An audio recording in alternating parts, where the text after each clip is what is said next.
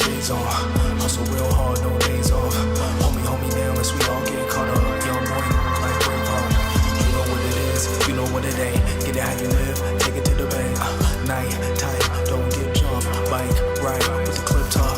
Had them all ops, cop the slip in the store clerk. Got the cops involved. My pops came through in a clutch before I saw the autopsy. IMG ran the streets slow, but not this long. Get out the way, about to make this money. Sky blue drip, and it's real sunny. DEA ain't get none from it. Jury found no guilt, you'll be all still judging.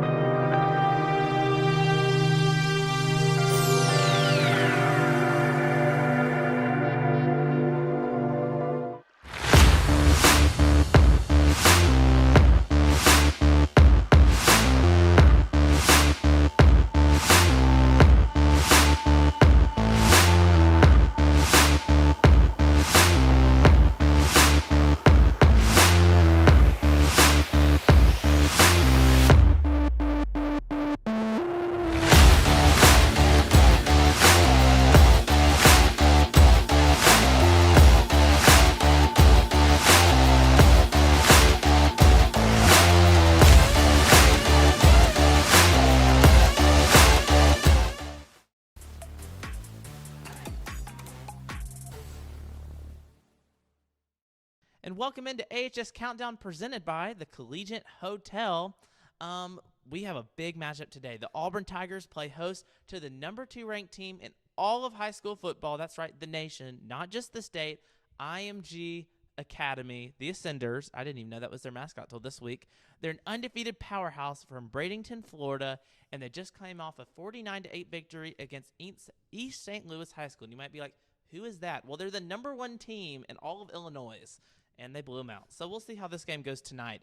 Auburn is coming off a big win to clinch a home field game in the playoffs for round 1 against Enterprise, winning 42-28, and they look to build momentum and hopefully not hurt any players in this big-time matchup, non-conference matchup, so it doesn't affect playoffs. Playoffs are set, and we'll talk about it later, at the Ducks. So what do y'all think about this big-time matchup? It's a really big stage. It's really big for players. You know, if you make a big play in this game, that's big for your recruiting tape. What do y'all think about this matchup between the Ascenders and Tigers? I think Auburn is going to come out, and they're going to be game planning a lot. What I've heard from some of the players is that Auburn, they think that game plan will beat talent. They think that if they have a good enough game plan, they can come out and win this game. I'm not so sure, but confidence is key in this game coming up right now. Yeah, well, I originally thought coming into this game that we'd have a plan, like maybe if we're down by 20 or down by 30 or more at halftime, we'd pull starters, get them ready for the playoffs. But apparently that's not the case, I've been told by some people. So I don't know what they're going to be doing coming into this game. I don't think that they are – I think that they're confident. I'm not super confident in what we're going to be doing on Friday, but we'll just see. I think you said confidence is key. If you don't believe you can win, you're definitely not going to win. So to have any shot, they got to walk out onto the field thinking that they can win this game. And game plan is key. We'll see if it holds up against all the recruits and 5 stars that IMG has. But Auburn has some good players too, and we'll talk about that in a little bit. Well, the Tigers' remaining schedule for the year, this is the regular season finale at the Duck against IMG Academy in just under about 30-ish minutes.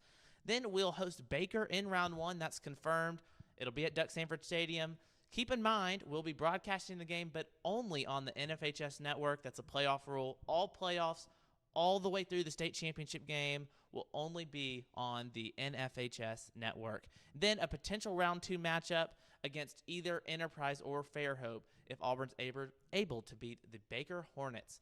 And now we're going to look at some top talents. We all know IMG is a football factory. Go ahead and tell us about their quarterback. Their quarterback is a 4-star commit, A.J. Duffy. He is going to Florida State, and it's going to be fun to see him throw the ball around a little bit today. Obviously, he's got great talent around him at wide receiver, tight end, running back, and even his blocking is just great. So it'll be cool to see what he can do tonight before he goes off to Florida State.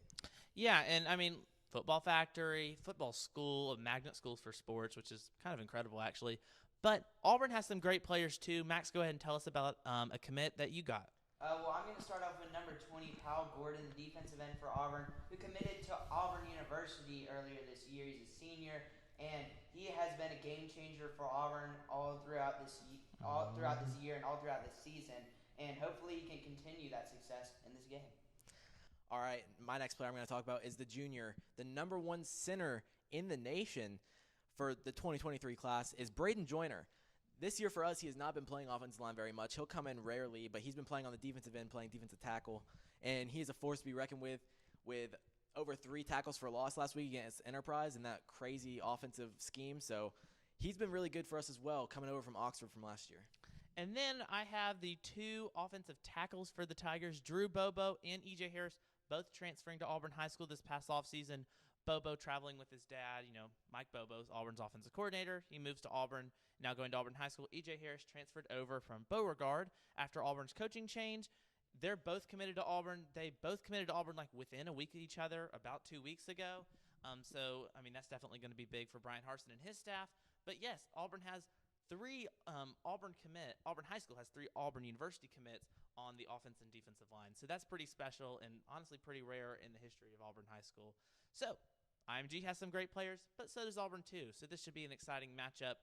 When we look back at the season, what are both of your biggest thoughts just overall on IMG season to this point? So IMG has played 1 close game all season. It was a 10-point victory only a couple weeks ago. They also started off the season with a pretty weird one against a fake high school called Bishop Sycamore, which lit the world on fire, at least for high school football standards. And but they've been pretty dominant. Not too many close games. They just came off a huge win over a top 50 team in the nation. So, they've handled business how they were expected to. Yeah, as a football magnet school, as Patrick has repeatedly said, you're expected to blow out teams throughout your schedule all throughout the season. And they have definitely done that. Of course, some weird games, the Bishop Sycamore game, the 10-point game that they had earlier this season. But, yeah, as they are standing right now, they're undefeated. They wiped through every single game that has come their way. And they're looking to do the same against Auburn tonight. And then we look at Auburn, 8-1, 5-1 in the region. Auburn unable to repeat as region champions, winning the Region 2 championship last year over Central. But, I mean, it's still been a really good year and a really good spot in the playoffs in the first year under Keith Etheridge. So the biggest moment of Auburn's season was the loss to Central earlier this season. But if you look at that game, Central was held to 21 points. Our defense played a lot better than we gave them credit for. So it's going to come down to the offense if we get to face them again in the playoffs. Other than that, our offense has played well for the last few weeks, 3, 4. So I think that it's overall our season has been pretty good other than just the Central game. And I think that this is a good moment to try and keep this one close to build some momentum going into playoffs. Yeah, I would say starting a season out, especially after the way last season ended, of course, the championship game, which was filled with a lot of drama, to put it that way, at the end of the game. And starting off with a new coach, your other coach leaves the program. Now you have the Etheridge era, as it's been stated. And honestly, I think we've done really well this season. I think we've also been efficient relatively on both sides of the ball because our defense, of course, against Central only allowed them to 21 points. And throughout the season, the defense has held up sturdy. Some games have been bend but don't break. And then the offense, of course, we've had standout stars like Davion Williams and Clyde Pittman. And so I think, Auburn as a season, I would say as a whole, it's been pretty good and looking to continue it in the playoffs. Yeah, it's been a solid season. Auburn's been able to win in some pretty tough environments, Prattville and then at Opelika. That's always going to be tough, and that could be key if they likely do have to go in what would end up being the third round and playing at Central. So we're going to go ahead and look at the playoffs for a little bit. So here's how it stands. Auburn will play Baker in round 1 in Duck Samford Stadium. On the other side of the bracket, Fairhope will play Enterprise at Fairhope, Fairhope winning their region. If the favorites win, that being, or just seed-wise, Fairhope and Auburn would play. Auburn would travel to the Mobile area. Now, if Enterprise upset Fairhope, Enterprise would come to Auburn, and Auburn would get another playoff game. What do y'all think about how do y'all think that's going to play out, and how key would it be for Auburn to get that second round at home? I'm thinking a second round at home against Enterprise, against a team you've already beat, already know their scheme, already figured them out. I think that would be huge. I'm not liking Enterprise's chances against Fairhope per se. I think that Fairhope's a better football team despite their not really huge season. They didn't have any impressive wins particularly, but I think they're a better football team than Enterprise, who has 3 losses already this season. So I think that it would be huge if Auburn could get a second home game, but unlikely. Yeah, as somebody who hasn't seen or hasn't really followed Fairhope that much this season, but I have followed Enterprise this season. Like I said in the last broadcast, Enterprise, they can beat anyone with their weird offensive scheme, but if they get down early, they're probably going to be down the rest of the game. So that game could be interesting to watch. I think Fairhope will win, and Auburn will have to travel in the second round because I think Auburn will be able to handle Baker at home. And yeah, I think Auburn's chances against Fairhope are fairly decent, and so hopefully they can get a date with the Devils in the third round. Yep. It should be an exciting playoffs, and just a reminder, it will only be streamed on NFHS, regardless if Auburn's at home or away. All games through the state championship will be on NFHS Network exclusively. Alrighty, well, coming up in a little bit, we'll have our player profile, but first, we're going to hear what Coach Norton, the athletic director at Auburn High School, and head coach Keith Etheridge have to say about scheduling the IMG game and what to look forward to. Well, it's kind of an interesting story. We had Week 10 open. We needed a home game in our schedule, and we had spent most of last winter looking for a 5A, 6A, 7A school here in Alabama that would come play us during Week 10. Of course, they had to have their Week 10 open as well, but we could find no one who had their Week 10 open that was willing to come to Auburn to play. So then we looked in the state of Georgia, and Probably sometime around May of last year, we get a phone call from IMG saying they had that week open and they were looking for someone to play. Could they come to Auburn and play at Auburn High School? And so we took them up on the offer, and we'll see how things go this weekend. It's just like a regular week for us. We're practicing, going over our walkthroughs in the morning, working out, Monday through Thursday.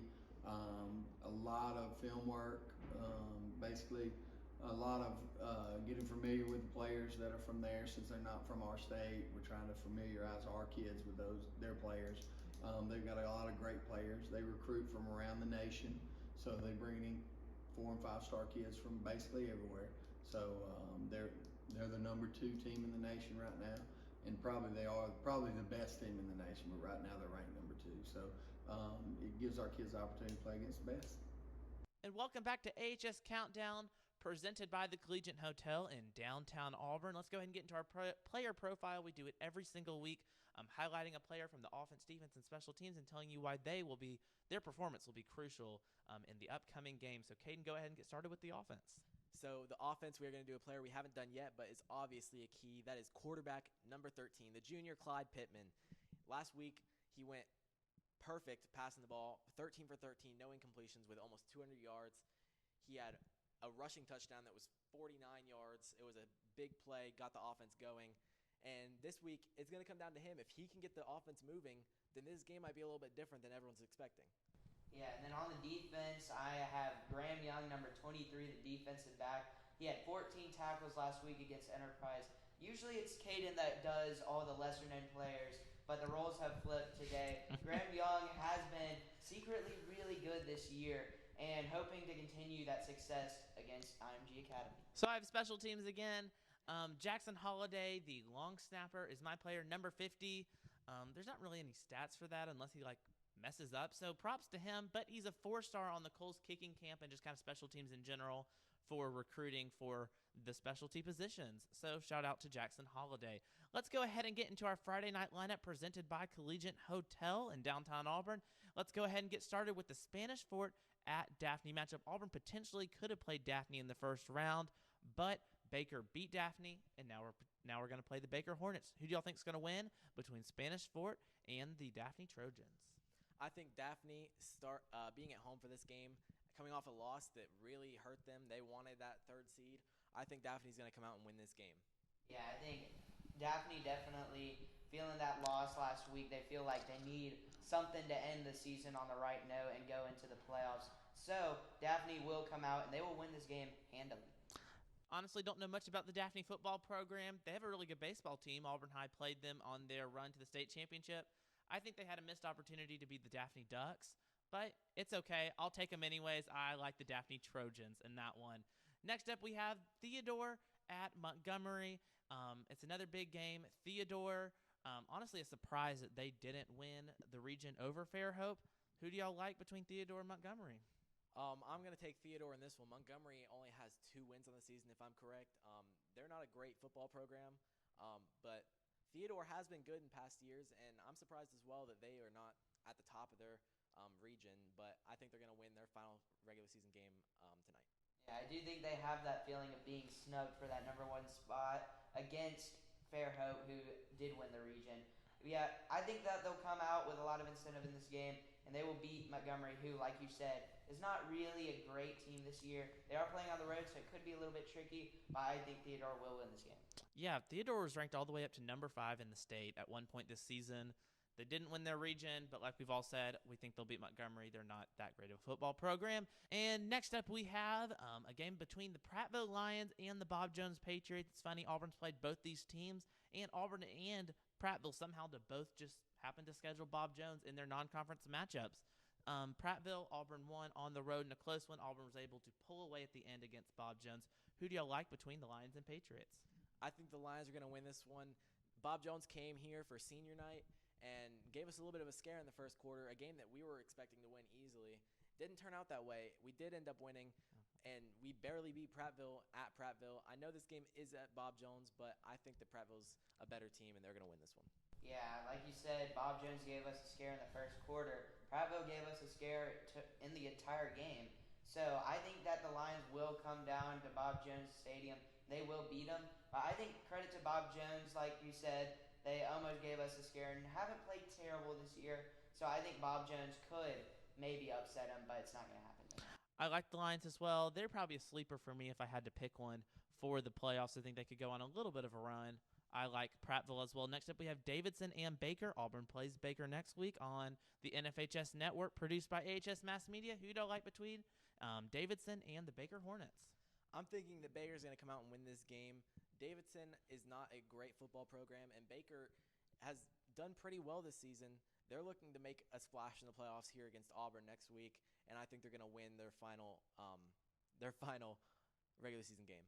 I guess we're running on the same wavelength today. I got Baker too. I think Baker's going to win this game at home. They will come into Auburn Stadium next week and hopefully make a splash, like you said, in the playoffs. And they'll win this game, and I think they'll go into the playoffs with some sort of confidence. I like the Baker Hornets as well. I think they're a pretty good team. We'll see how they do, but I like Baker too. That's all I got to say. And then the big one between Auburn and IMG Academy, a game that when I actually posted the schedule reveal on Twitter, it immediately blew up because of that last game on the schedule. It's been the one people have been looking at all year. How is Auburn High going to do against the best team you can play in high school football, really, and definitely over the last couple of years? So keep in mind, it is AHS Countdown. You don't have to pick Auburn in this one. Who do y'all like between the Ascenders and the Tigers? Now, if Auburn could somehow start with 3 touchdowns on the board already, I might just take them.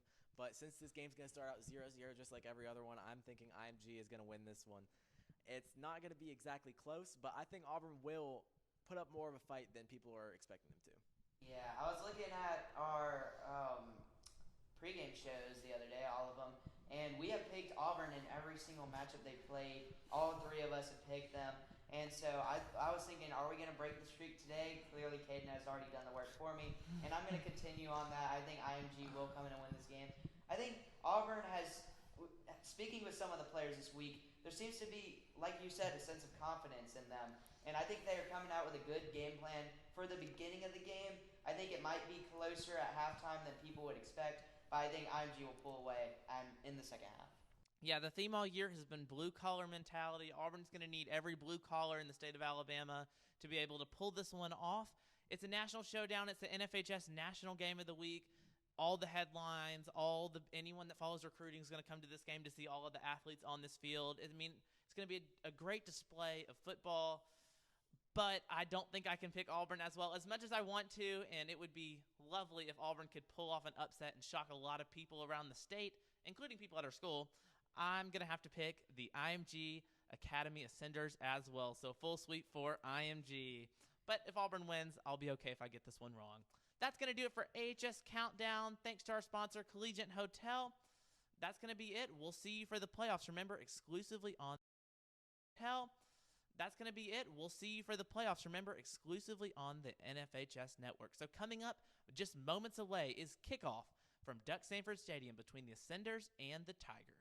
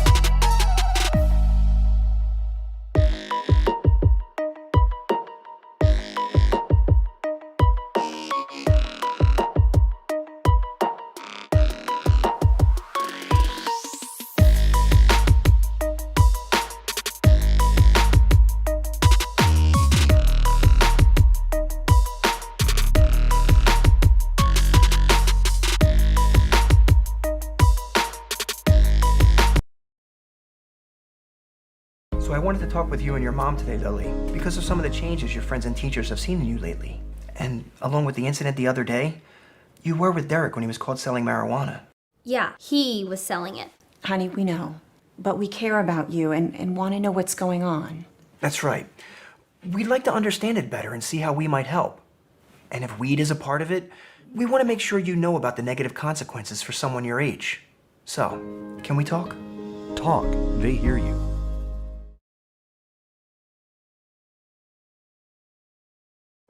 We all make choices about alcohol. Kids make choices whether to drink or not. Bye, Dad. Bye-bye.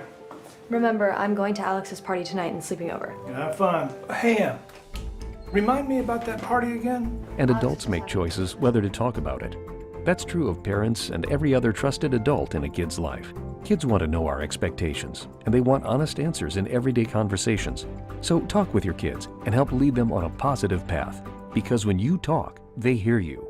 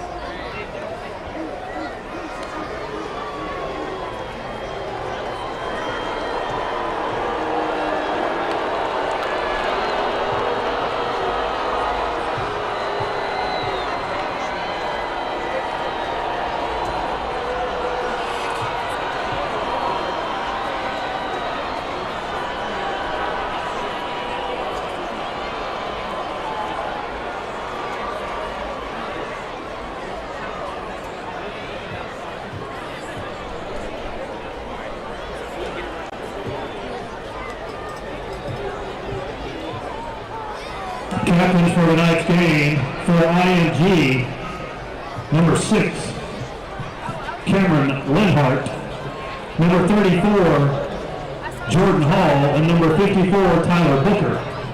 For Auburn High, number 28, Camden Etheridge, number 56, EJ Harris, number 74, Drew Bobo, and number 75, Braden Joyner.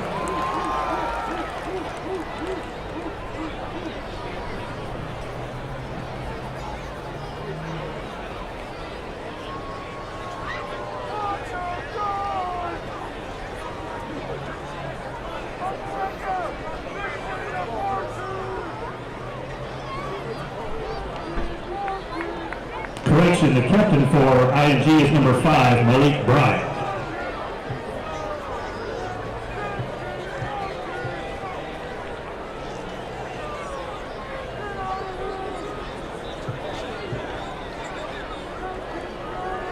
To start tonight's game, IMG will receive. Auburn High will kick and defend the south goal.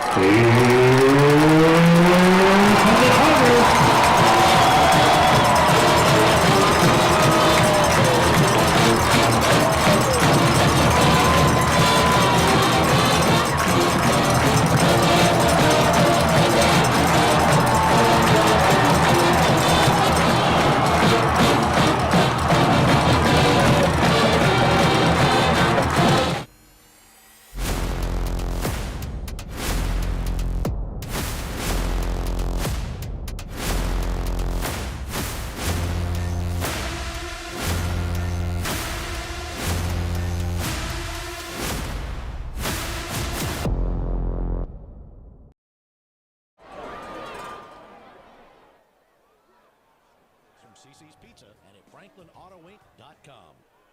At Glenn Smith in Opelika, we love this time of the year with all the excitement of football. We also love that Glenn Smith can play a part in supporting high school sports. We salute the team, coaches, band, and families and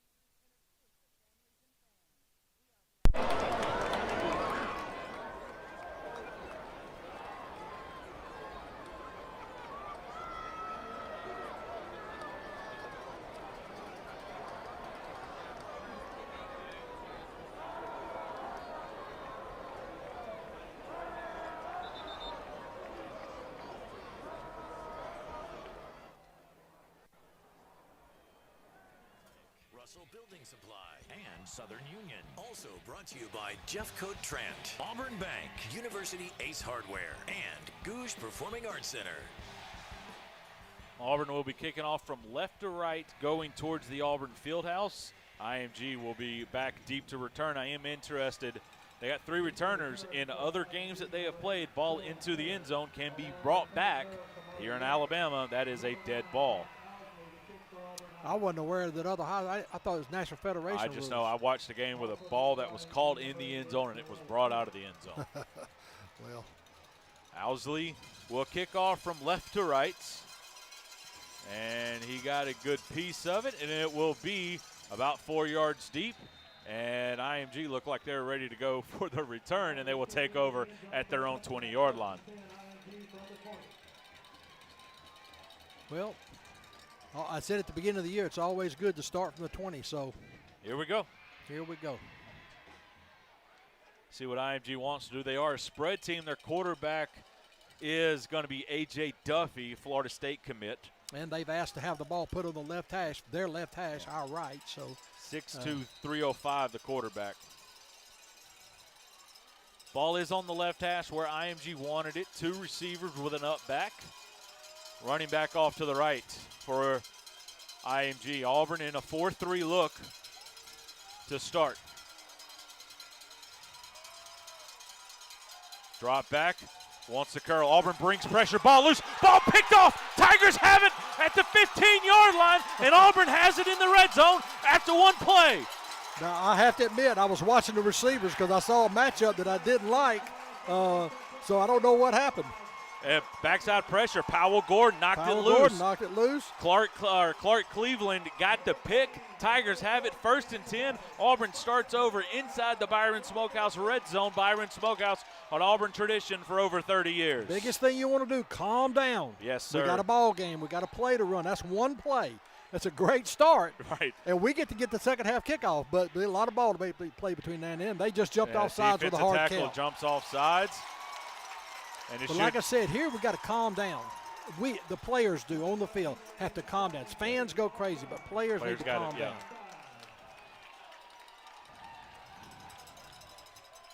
Last time Auburn played what was thought about a top 10 nationally ranked team was Thompson last year in the state playoffs.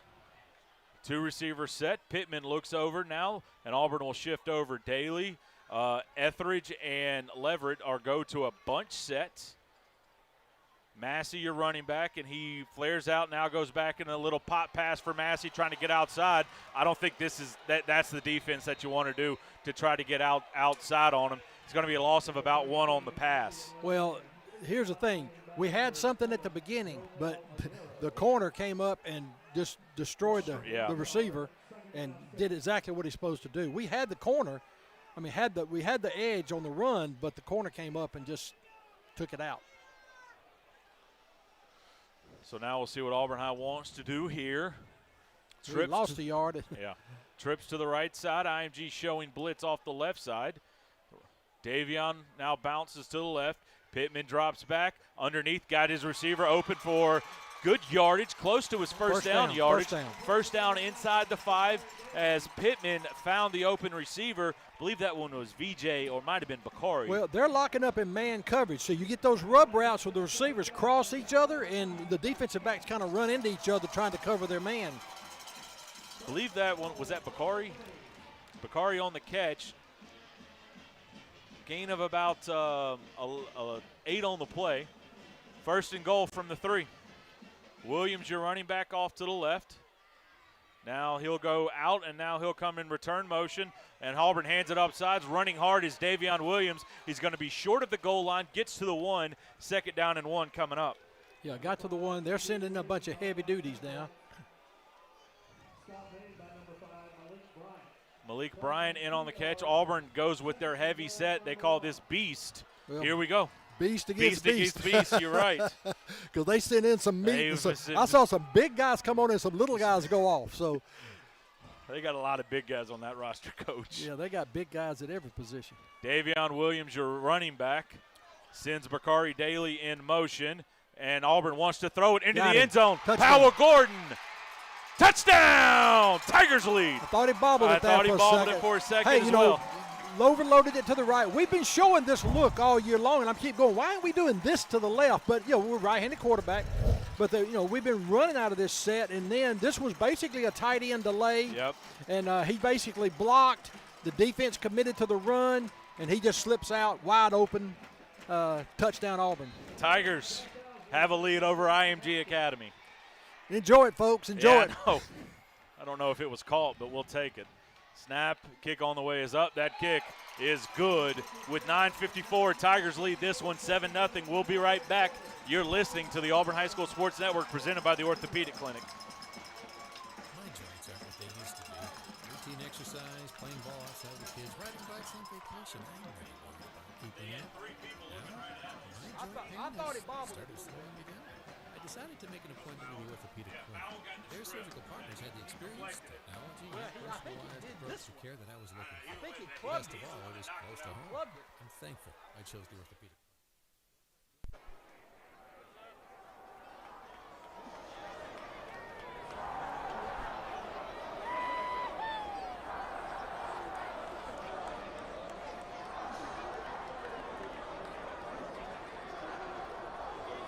Number 9, Josh Owsley to kick for Auburn High. Deep to return for IMG. Number 88, Jalil Skinner. And Auburn High School punches it in to make it 7-0. Yeah, if I'm, the coach is over, I say, hey guys, they came to play. You better line up and just don't take them lightly. And Auburn, Josh Owsley will kick it 5 yards deep, and once again will be at the 50 or the 20-yard line, not the 50 for IMG.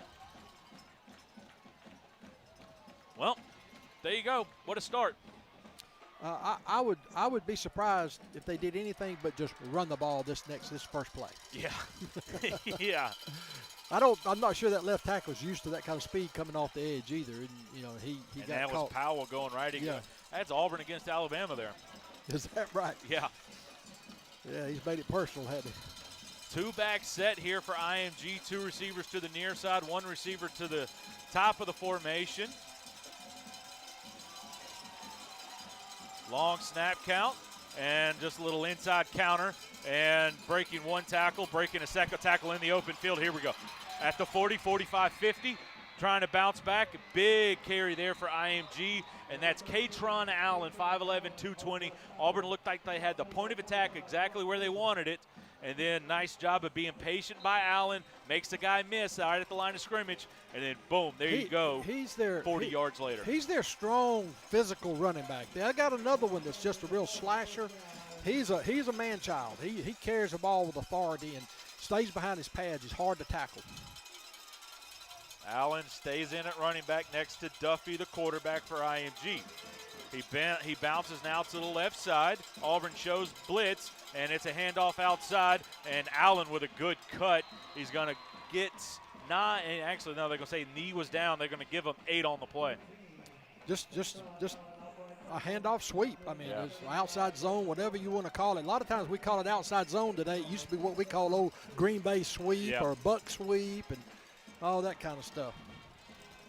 Yeah, you said it, Coach, right before this one. I'd be surprised if IMG, what's the easy way to settle down when you're on the road? Hey, when you're a physical team like this, run the ball, it's tough to stop it.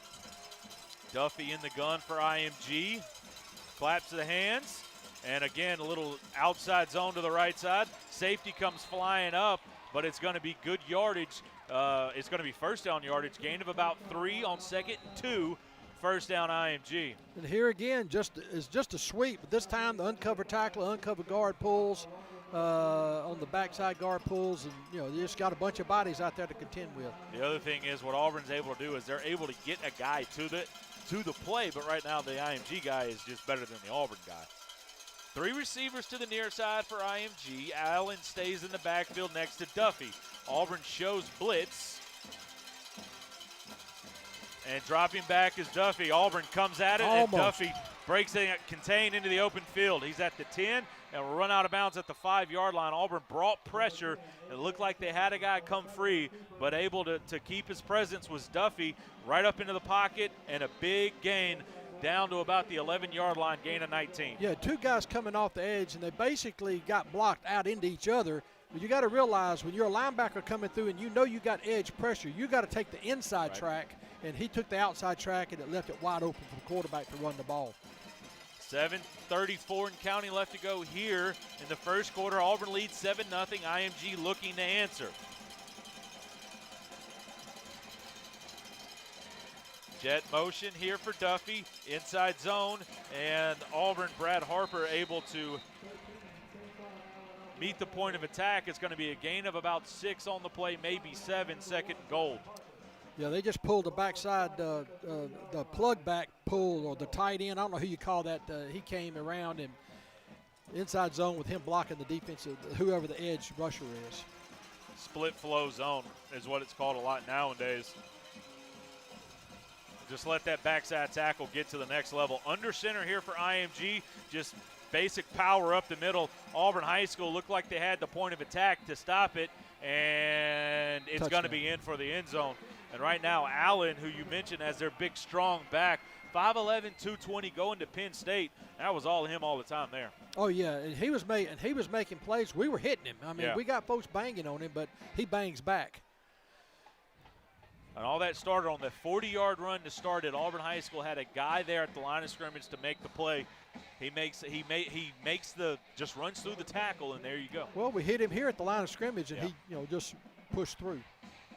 Extra point is on his way, is up and good. And just like that, IMG ties it up at 7. When we come back, Auburn High gets the kickoff. You're listening to the Auburn High School Sports Network, presented by the Orthopedic Clinic. At Southstate, the focus is on the customer first. As your trusted financial partner, they're committed to providing more locations, enhanced products and services, and innovative digital banking technology to make your life easier and more convenient. With over 5,000 dedicated team members, Southstate is one of the leading regional banks in the Southeast, offering robust banking solutions, including consumer banking, mortgage, small business banking. I love that.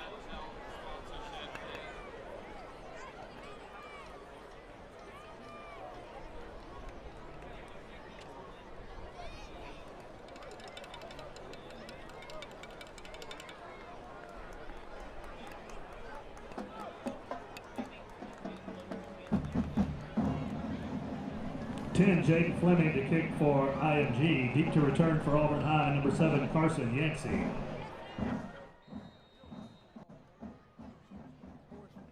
South Florida, they ain't used to this kind of.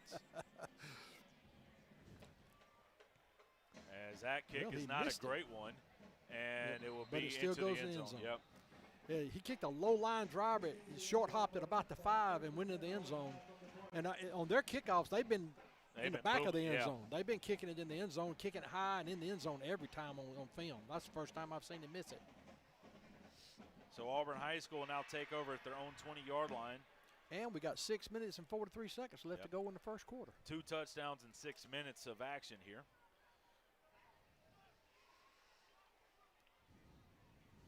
Auburn High School going with 2 tight ends, 2 receivers. 2 receivers to the left side. Pittman into the game and wants a little quick throw, and got to be. And that's the thing about that. Auburn made a nice play, nice read, and all that. And VJ makes a nice catch, but the issue there is he even makes a nice move, but the guy grabs his shoe, and then there you go. Gain of 4 on the play. Yeah, just a quick hitting pass, because, the thing is, you don't want to give these defensive linemen too much time to get to your quarterback. I think that's what Auburn High, something they put in this week was a lot of quick stuff, quick throws. Get the ball out of Clyde's hands, let him read it, react. Well, you got to give them formations where it's hard for them to walk up, play bump and run, right. like this bunch set. They can't play bump and run against that.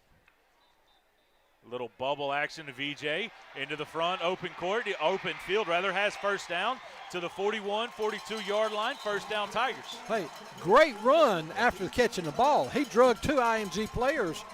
Defensive backs probably 8 or 9 yards as he was making the break on the ball. And good blocking downfield by the other two receivers.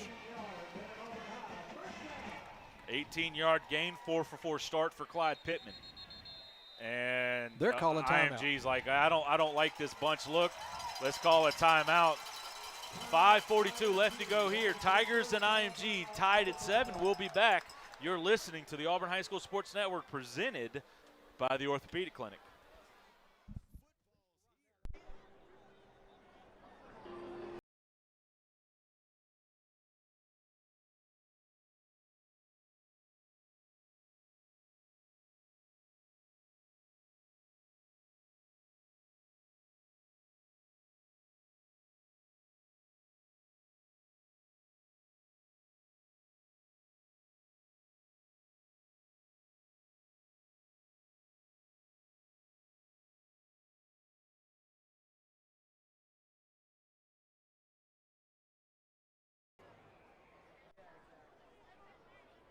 First and 10, IMG wanted to make sure that they were all set up on that bunch look.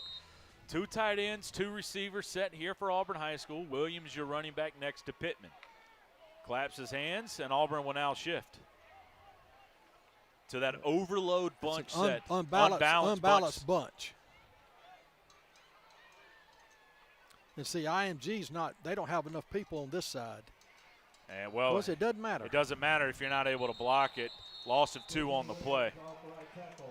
I noticed that on film, they don't adjust to unbalanced, and try to take advantage of it, but we just got whipped inside. Number 19 just penetrated. 19, Dominic James. He's from Prattville, Alabama, as he was able to force the play. I bet Prattville High School wish they had him. I bet a lot of teams in this area wish they had him. Same set to the other side, bunch over unbalanced. Loss of 1 on the play. Play action for Pittman, and wants the out route to VJ. VJ has his catch, and it's going to bring up a 3rd down and medium, gain of about 4 on the play. That was a catch bang. He caught it, got hit at the same time, and, out of that bunch set. But I think it's a good plan of attack. You got to have something where you get rid of the ball quick. They're very strong up front. I don't think they're going to bull rush over our 2 tackles. Yeah. But those guys are pretty good in the interior, and that's where our problems have been so far. Bunch set, but it's a 4 receiver set to the near side, 3 to the near, 1 to the top. Pittman drops back and steps up. Now tries to get out of pressure, and he's going to get hit and sacked, and that'll be punting time for Auburn High School. Closing speed. I'm going to tell you, that's the thing that you see, the difference. These guys are explosive off the decision to make, that it's a run. Yep. Once they realize it's a run, they're swarming. Yep. And that's what a good football team does. They're good. Auburn High is showing go for it. I think what this is all about probably try to draw them off sides. Well, no, you don't want to have them be able to return a punt, and Pittman doesn't hit a good one. Yeah. And it's going to be touchdown at about the 43-yard line. Yeah, we got a net of about 10 yards off that. It's one of those things where you don't want to let them set up and have their return guy deep, but as soon as Auburn went to a punt look, they sent number 2, Keon Sabb, a Clemson commit, flying downfield. Well, I ain't got no problem with a quick kick situation. Kick it. Just don't miss it. I'm of the opinion you always got to kick. If you're a right-footed kicker, kick toward the left because you always run the risk of shanking it. I mean, you know, what do you call it? Fade, hit a fade to the right. I'd rather hook it. Taking over at the 43 now is IMG. Allen still the running back. Auburn High showing pressure. Allen now moves to the right. I feel like this was going to be I thought it was going to be a pass, zone, just right inside zone. Allen's going to get about 4 or 5 on the play. Didn't know where to line up, didn't matter, and that's just insert inside zone there. The offensive line got him about 4 on the play. 7 carries, 84 yards for IMG right now. How much does number 11 for us weigh? About 220. Well, he looks like he's a stick compared to the rest of them. Well, it's 220 against 320. Yeah, 100 pounds difference. Yeah. He just looks small compared to them guys. All right, inside zone once again. Good job. Auburn High School had had him for a tackle for loss. That's one heck of a spot. I'm sorry, I don't mean to talk over you. No, you're I got good. excited about it. It was a good nice good play. penetration defensively up front, and he just ran into the back of his offensive lineman. He's been getting off of that, but we held on. 25 held on, and swarming defense got on it. So it's 3rd and about 7. Clark Cleveland there with a tackle for a loss. That's number 10 on the year for him for tackle for a loss. Also, he's got a pick on the night as well. Boy, this left tackle's in the backfield. Yeah, no, he's not close either. Both of them. I'd have are. to be in the official's ear about that. That is an NFL set right there. Auburn High School brings pressure. Duffy tries to run. He's going to have his first. There's a flag on the play. And Duffy is going to be to about the 30-yard line. That's either got to be a hold or it's got to be an illegal formation. And the chains have moved.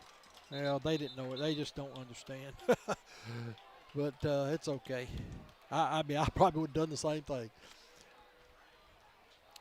Yeah, it may be an illegal formation holding, but I'm going to tell you, those tackles are. You got to have your shoulders in that area. Their heads are in the area. His head's on the That's back what I'm side. saying. Their shoulders have got to be on that hip area at least. I mean, that's something I would tell. I mean, they got. I'd be in his ear. I'm sure Coach would get into his ear too. I didn't know that you could stick out a ball at a defensive player in the middle of a play. Well, 3rd down and long, and this is where Auburn's been trying to get after Duffy. They've created some rush lanes, some scramble lanes. Wait a minute, what was this? A hold. It's from the spot of the foul. Okay. 3rd down and forever. 3rd down and 25. Yeah. Got it. Be alert for the vertical run here.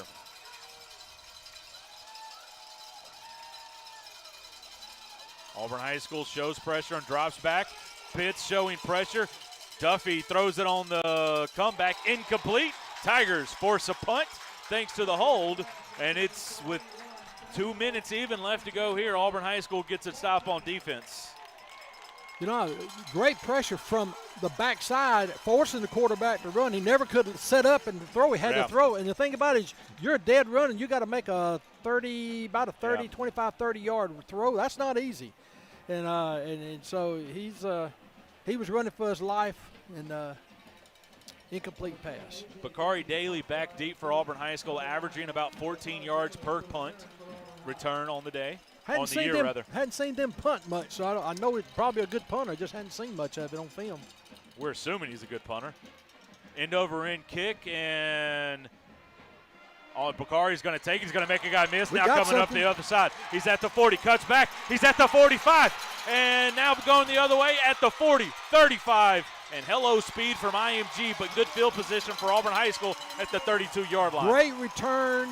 The thing that I really liked toward the end of that run, he had the presence of mind to put that ball in his left hand so that defender, he wasn't on the side where the tackler was coming. That was a great return and a good field position for Auburn at the 33-yard line, 33-yard line. Second out of 3 possessions that Auburn High School has had the ball in IMG territory. 1st and 10 at the 32-yard line going in from the far hash. Well, we had a great wall, too, on that punt. It's that bunch overload set once again to the short side of the field now. Pittman drops back and flushed and tries to break a tackle and was going to be held up. And, Coach, what you saw there was the defensive players holding up Pittman and then trying to get the football out of there. Well, the first guy that got to him got nothing but a shirt sleeve, but he didn't let go. He didn't let go. And then the rest of them were able to get him. This is 2nd and 15 now. We actually had a guy open initially right on that wheel right out of that bunch if we could have got it off quick. But he was looking – he was staring too much white shirt, white helmet in his face. Yeah, well, it was even though there might have been a hat on a hat, there was some push behind the hat on the defensive side. Pittman has it, and Auburn wants the bubble once again. And Auburn, when you run that one, you got to hit all your blocks. Gain of 2, 3rd down and long coming up. I tell you what, the closing speed is pretty impressive. Yeah. And I think Auburn High School has good closing speed. Yeah. And these guys have it at another level. Something else. We hadn't seen this kind of speed on defense. Coach, I don't know if there's a high school team that has this type of speed on defense. Well, if they're number 2 in the country, I sure don't want to play number 1. Well, that Mater Day team out in California is pretty darn good. Have they played this bunch? A couple of years ago, last time they played. Well, they ought to play each other. I agree. Got 21 seconds to go in the quarter. 18 seconds and counting. Auburn High going on some motions. Here comes Etheridge. Play action going to the boot. Stepping up is Pittman, now looking to run out. He's at the 30, and he's going to get hit and flung out of bounds. There's nothing wrong with that play. It was in the field of play. No, I have no problem. He kind of slung him at the end, but I have no problem. He's throwing him out of bounds. Yeah. It's better than going to the ground with him. I agree. And that's going to be the end of the first quarter. Tigers gain yardage, but it's still going to be a 4th down and about 6 coming up here to start the second quarter. 7-7 our score. We are tied. You're listening to the Auburn High School Sports Network presented by the Orthopedic Clinic.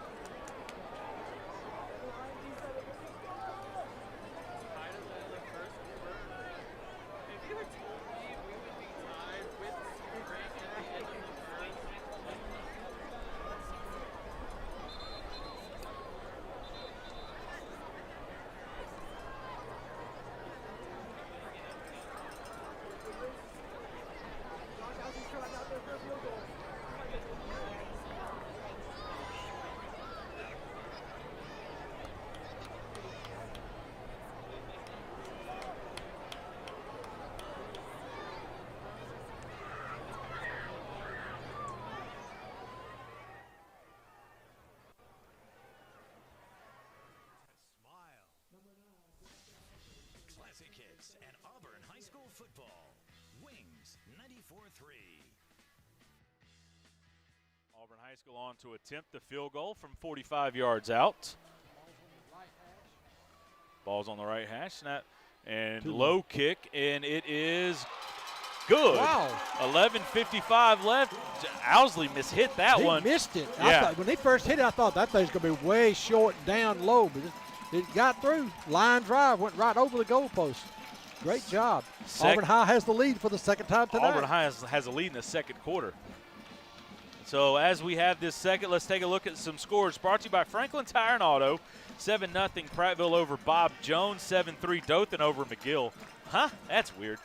14-7 Theodore over Mary Montgomery. And no score bottom of the first between the Braves and the Astros. Those scores brought to you by Franklin Tire and Auto. Friendly service from Franklin on East University Drive across from CC's Pizza in Auburn.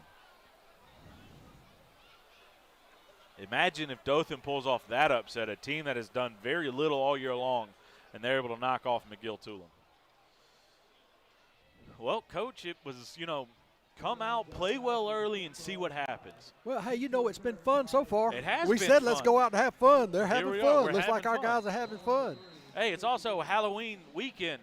Hey, It's look, I'm spooky gonna tell season. you, Here I'm we gonna go. tell you. Look at the crowd behind IMG. I mean, I know it's a lot of probably local people. A lot of local people, a lot of opponents, other schools, and we kicked it out of Owsley bounds. kicks it out of bounds. And you know what? That's been the book on Josh here this year. When he's made a big field goal, he's so amped up, he ends up kicking it out of bounds. Unfortunately, IMG is going to have really good field position. Yeah, that's 15 yards better than what they normally would get. Hey, but the last time they took over at the 43 and Auburn High School was able to force a punt. Oh, no. IMG's so good on the kick return, we're re-kicking. Yeah. Well, here's the other thing is Owsley can kick this one deep enough, but now you're worried with the amount of athletes that IMG has returning the ball that trouble could be afoot. Well, maybe settle down a little bit now and hit it like it needs to be hit. Is that 88 or is that 81 down there? It's a tight end back deep. That's not something you see every day.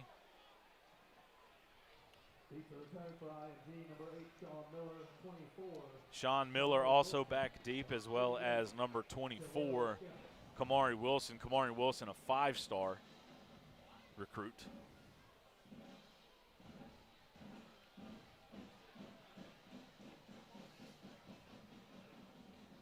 For Auburn High School, we'll tee this one up from the 35. Here comes Owsley on the approach. He'll boot it away, and that one also goes into the cheerleaders. Huh. I like this is. Well, when he hit it weird. I saw it when he hit it. It flubbed it. I don't know. This is not very uncharacteristic. No, those are the worst two. Like that one was the worst one I've seen this him year. hit all year. This year, by far. See what IMG wants to do. Oh, they go. Yeah. You're darn right they go kick it again. Well, it looks like they're pulling them off. So now they might be taking it at about the 40. They're going to take it. Well, I was wrong. Because they'll get it on the 40-yard line? Where are they putting it at? They get it on the 40. It's not a bad start spot on the kickoff. 2 bad kicks, and it's 20 yards of field position for IMG.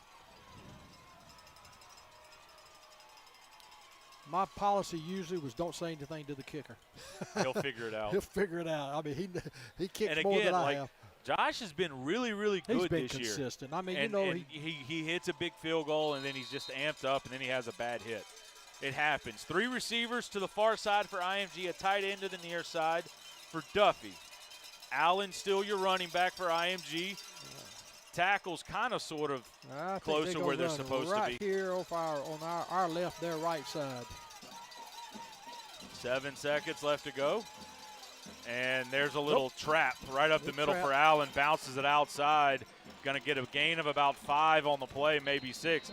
Same side trap play, and that's an interesting design there. Well, the thing is, it was a counter move. He started to the left like the inside zone to our left, and then their right, and then he cut it back, planted his foot, he cut it back on the trap. Hey, the thing is, great closing speed. Auburn's all over the ball, and they get 6 yards out of it. The other thing is your first guy didn't whiff. He at least stood him up and gave teammates a chance. But, he still got 6 yards on a first down play. Coach, sometimes you just got to take 6 and be happy. Take it and happy, yeah. 2 receivers to the top of the formation, run sweep. right behind the 2, and Allen almost slips through. He's into Auburn territory, and a shoestring tackle saves the touchdown to the 41-yard line. Just a good old buck sweep right there is all that was. Gain of 13 on the play. Just like they drew it up on paper. It's not good if you're a defensive guy if it works just like the offense wanted to draw it up. It usually means they're going to have a blocker and on everybody and a running back right up the middle. Empty set here for IMG. I would call a quarterback draw or a slant. That'll work too. Touchdown. Missing a tackle Dadgummit. at the 25, at the 20. Closing speed for Auburn High School knocks out the receiver. But moving into the red zone, brought to you by Byron Smokehouse Breakfast, is IMG. I didn't think we'd get him because it was 13 out there. Yeah. And, he's the bull rush guy. He's the bruiser. You see him right there knocking 3 or 4 of our guys down. I really thought he'd score, but shows you what I know. Ball's on the 16-yard line. 16-yard line.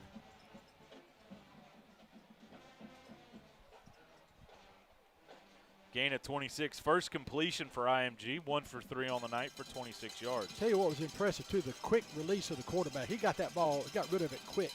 There's a reason he's going to Florida State. 5 seconds left to go on the play clock. Duffy, just an inside. No, he keeps it out the right side, out the left side, and it's a touchdown.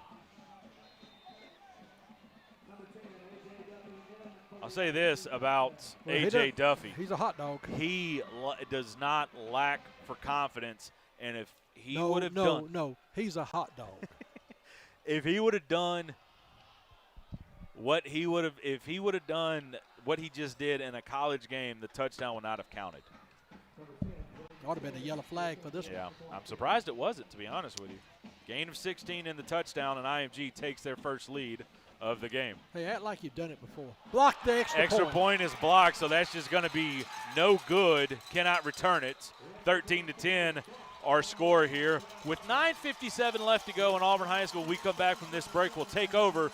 This time, for the first time, they're going to be down here against IMG. You're listening to the Auburn High School Sports Network, presented by the Orthopedic Clinic.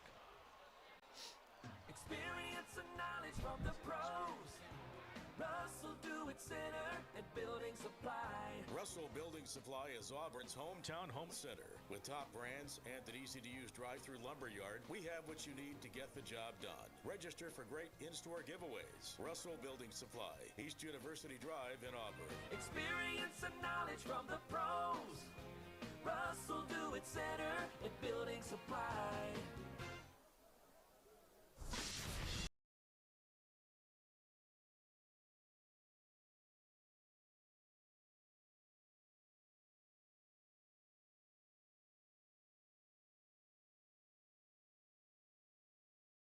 As IMG has taken a lead for the first time, 13-10, your score here in the second quarter.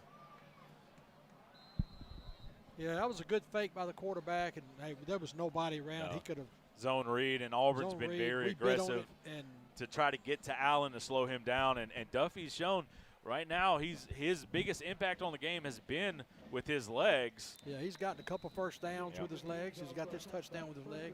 I mean, there's no doubt he's an outstanding athlete. Yep. I just don't like that kind of stuff, period. And what he did was he pulled up. You know what? If you pull up and jog into the end zone, whatever. But he pulled up and jogged and then hailed and turned and backpedaled and kind of hailed the ball out like, you to want the it, you want closest. it. Yeah. You know, I just don't. I mean, I just don't care for that kind of stuff. Also, how normally if here's the thing. the kid gets upset, then all of a sudden he takes. It's disrespectful to your opponent. That's all I say. That's just showing disrespect and disdain for your opponent. I don't like that kind of stuff. I hope he doesn't do it anymore. He's probably a fine young man, but I don't like that kind of stuff. Inside zone for Davion Williams. Can't bounce it outside against this crew. No gain on the play. And that's going to be a loss of – actually, it's going to be a loss of 1. And that play right there is something that Auburn High that hurt Auburn High against Central when they tried to run it in, and you have the outside guy that's blocking out. He's not going to be able to help you hook that guy. Got to get vertical. 3 receivers to the top of the formation. Auburn back in that unbalanced bunch set, and now Auburn's flipping the formation. And now it's unbalanced to this side. Yep. Unbalanced, almost a bunch, not quite. Pittman drops back. Immediate pressure, looking for help. Finds Etheridge. First down yardage for Cam Etheridge, and he's going to be tackled out of bounds at about the 39-yard line. Nice pickup there. Gain of 20 on the play. There's a flag. Roughing the passer. We're going 15 yards on the addition of the 20-yard pass. Yeah, good job by the quarterback getting free on that because they had him. Yeah. And he got free, rolled to his right, found Etheridge on the crossing route.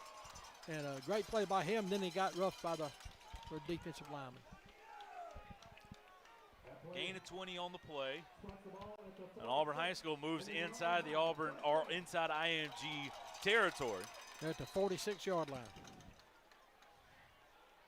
2-by-2 set here for Auburn. Auburn goes hard count. I don't know how IMG lines up that close to the ball, and they don't jump. Auburn now puts a tight end attached. Outside zone, Davion puts his foot in the ground. There's a better run that time.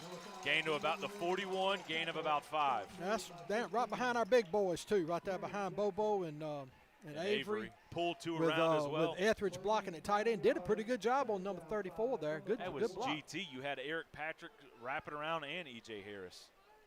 So that's a good job, a 2nd and 5. Sets up 2nd and manageable. Shoot, I'll run it again. If at first you succeed, do it again. 2 receivers to the near side, 2 receivers stacked to the right. And now here comes Daly in motion. Dropping back is Pittman. Got him. They won't. Davion open. First down yardage to the 20 to about the 31-yard line. I am hoping this is just a sideline warning on Auburn High School. Well, it ain't holding, so I don't know what it is.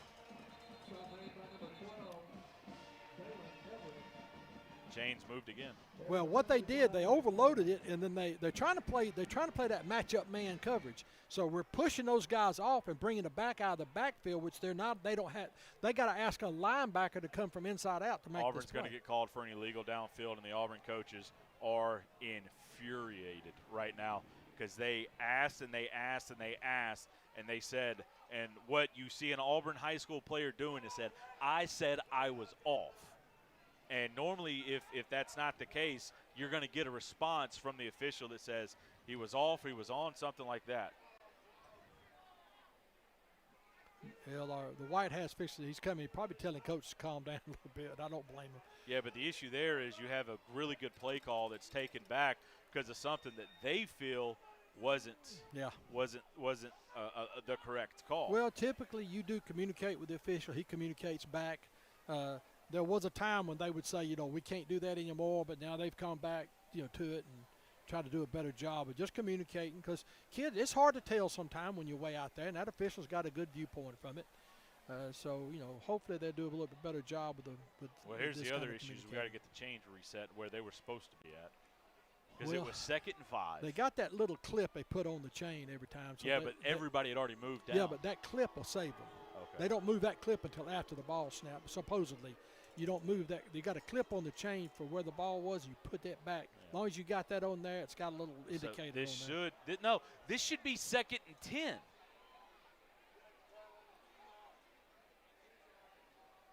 Well, it depends on the call. They call us for illegal formation. They haven't made the call yet.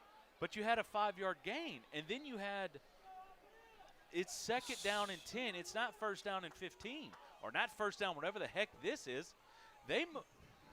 Something's not right. They got to move the chains, and they're still getting them adjusted. So it's 1st and 15 according to the chains. That's the wrong call.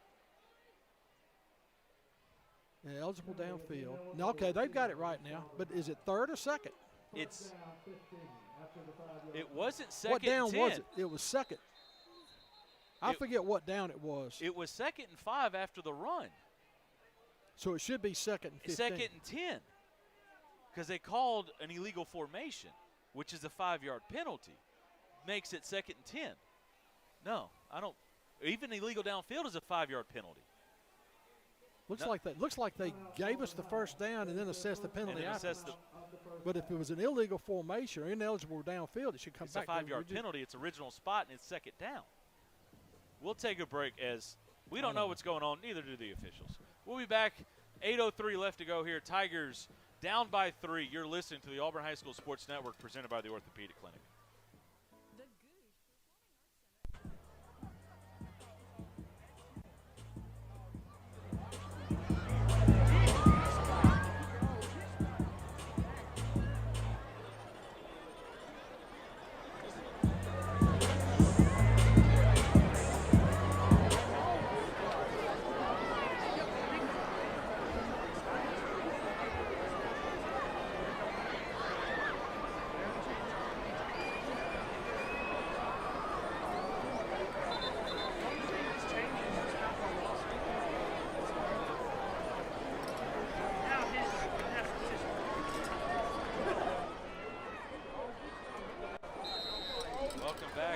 Tell you what, we still got some confusion. Yeah, it's 1st and 15 somehow on the 2nd and 5 play.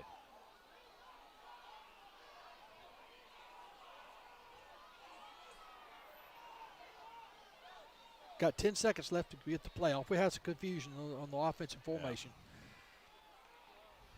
Pittman drops back, wants the screen to the near Good side call. to Good Davion. Davion cuts back, makes one guy miss, and gets smashed. He's going to get down to the 35-yard line. Gain of 10, third down and about 4 or 5. Great offensive selection here. I mean, great call. I mean, there's a screen.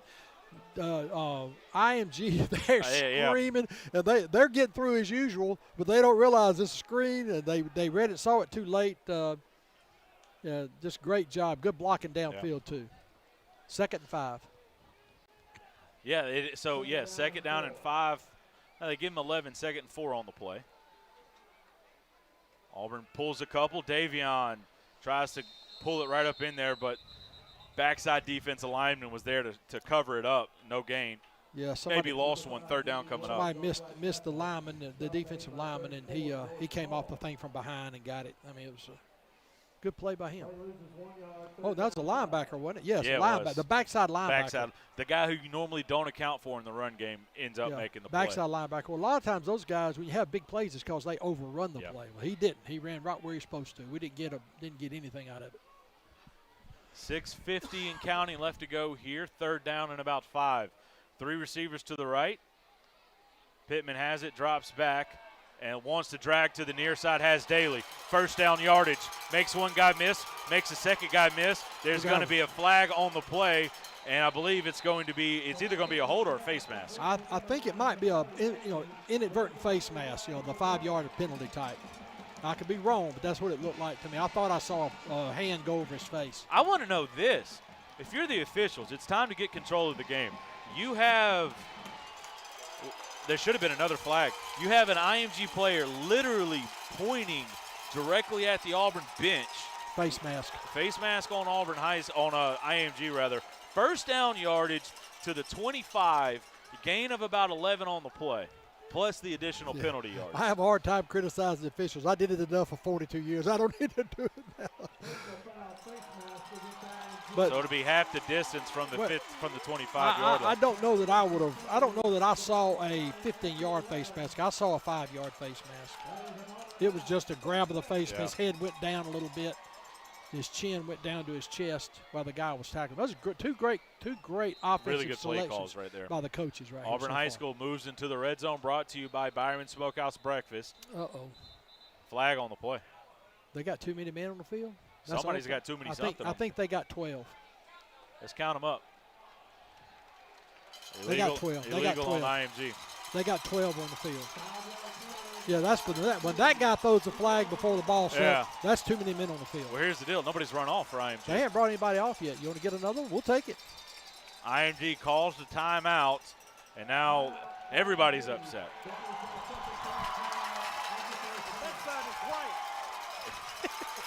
6:26 left to go here. IMG leads Auburn 13-10.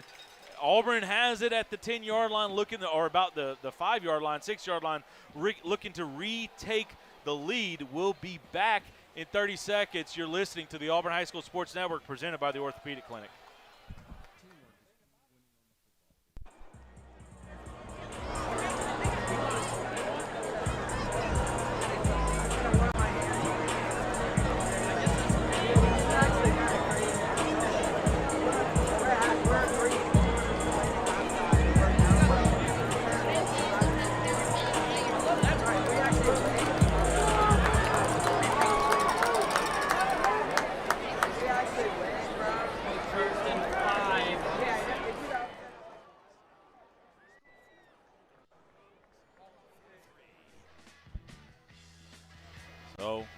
It's first down and 5 from the 6. Auburn High School can get a first down inside the 2-yard line. 2 receiver set, two tight ends. Hand off to Davion Williams, and he's going to get stuffed at about the 5-yard line, and now he will get stood up and driven back, and gain of 1 on the play, second down about 4. Gain of 1, I thought we had a little something. He stuck his foot in the ground and cut back, and I thought we had something, but it closed real fast. Yeah. Yeah, and I think it was one of those things where Auburn High had a guy covered up that they were blocking, and he just came loose at the last second.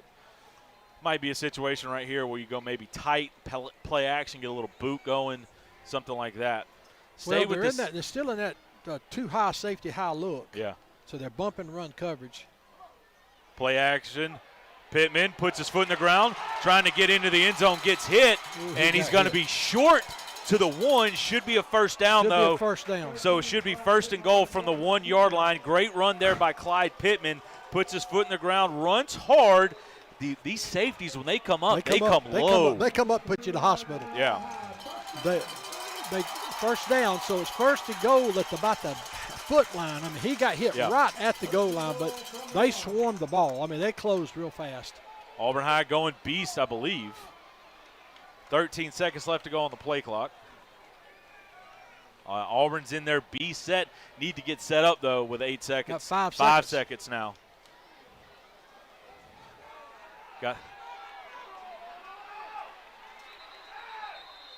He saw it. Did somebody finally see it? Well, this back judge over here on our sideline saw it, but I don't know why the line judge didn't. Well, he couldn't see it. He wouldn't see the coaches. I mean, that's one of them cases where the coach runs down there and takes his shirt off and waves and screams, timeout, timeout. Yeah. You get on the letter on the 10-yard line and you're looking at him. You're on the field almost like you're going to get a penalty for it just to get their attention sometimes. Yeah. As there's 4:54 left to go here. So what you had, we had a quarterback not in the game. Yeah, Auburn went with their B set. That was with like a what do you call it? Wildcat type yes, set. Sir. So he wasn't aware of the clock like a normal quarterback would be. DV's not. That's just not, and that's okay. That's a good timeout to take right there. Plus 2, you get a chance to see how they lined up against it. You already seen it, so now you get to see what you like out of it and everything else. 4:54 left to go here. Tigers down 3, but it's 1st and goal at the 1. You got 4 downs. I mean, it ain't at the 1. It's at the inch line. I mean, the ball is clearly inside the 1-yard line. And the ball's almost touching the goal line. I mean, this is one of them things where you just want to take it with the shotgun and just go airborne. Well, we'll see what DV does. Oh. Auburn goes under center with Braden Joyner, and they sneak it for the touchdown. Now describe how big this young man is. Braden Joyner is 6'2", 310 pounds. He was the up back. He moved to the quarterback, took the snap, quarterback sneak for the touchdown. Quarterback sneak. That's a lot of meat going behind meat. So, meat behind meat. Yes, sir. 4:51 left to go. A 1-yard touchdown plunge from Braden Joyner to give Auburn the lead once again. 16-13, kick the extra point, 17-13. Owsley on to attempt the extra point. Kick is on the way, is up, and that kick is good. 4:51 left to go here.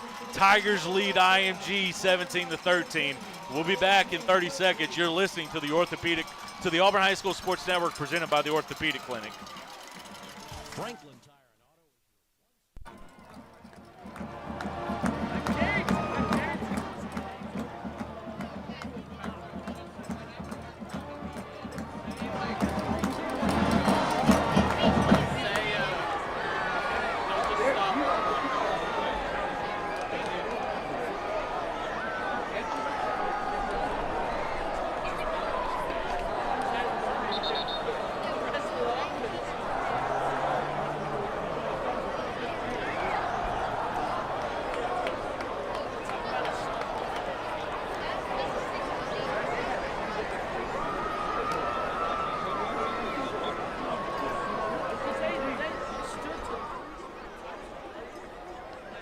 Auburn High, Josh Owsley to kick for Auburn High. Deep to return for IMG. And it was helped by a penalty. It helped by face mask, but, It was a first down either way.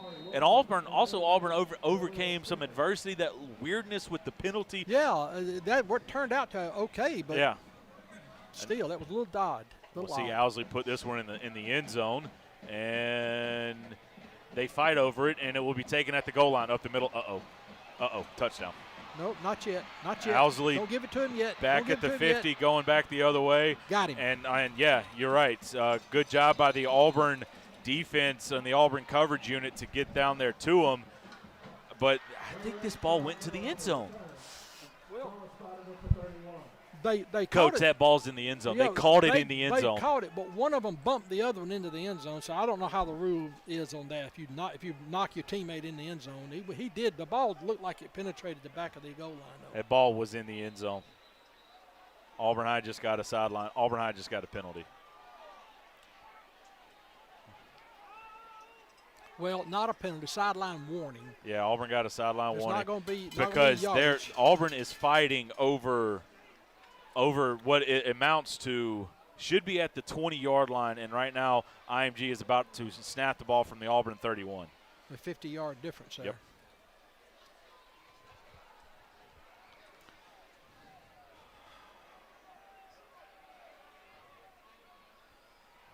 All right, I guess they're writing down what they got and setting the chains. Yeah.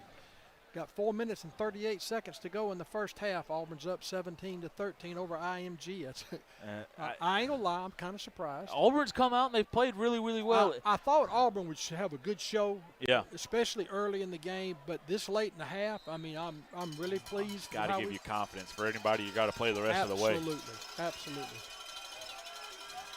Two backs in the backfield, gun split. Yeah, two-back set here. Two receivers to the left, one receiver to the right. Two receivers are the wide side of the field. Duffy drops back, and it's going to be a false start. No, I think we penetrated. Or was it offsides? Offsides. Well, considering we got a D lineman coming off, yeah, that's a safe bet.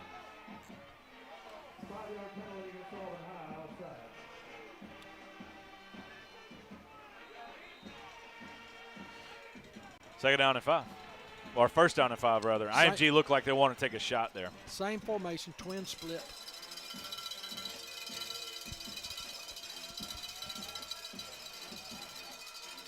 Auburn High showing pressure.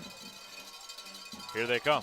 Duffy drops back, wants the post route, and incomplete. Carson Yancey there stride for stride. Looked like that was a bit of an option route as the receiver looked like he wanted to run the post, and the quarterback threw the go. Well, I was watching the pressure. Yeah. We got to him, but we're getting to him at his ankles. We weren't up in his face. We were going down as we were getting pressure. That's legal in this level.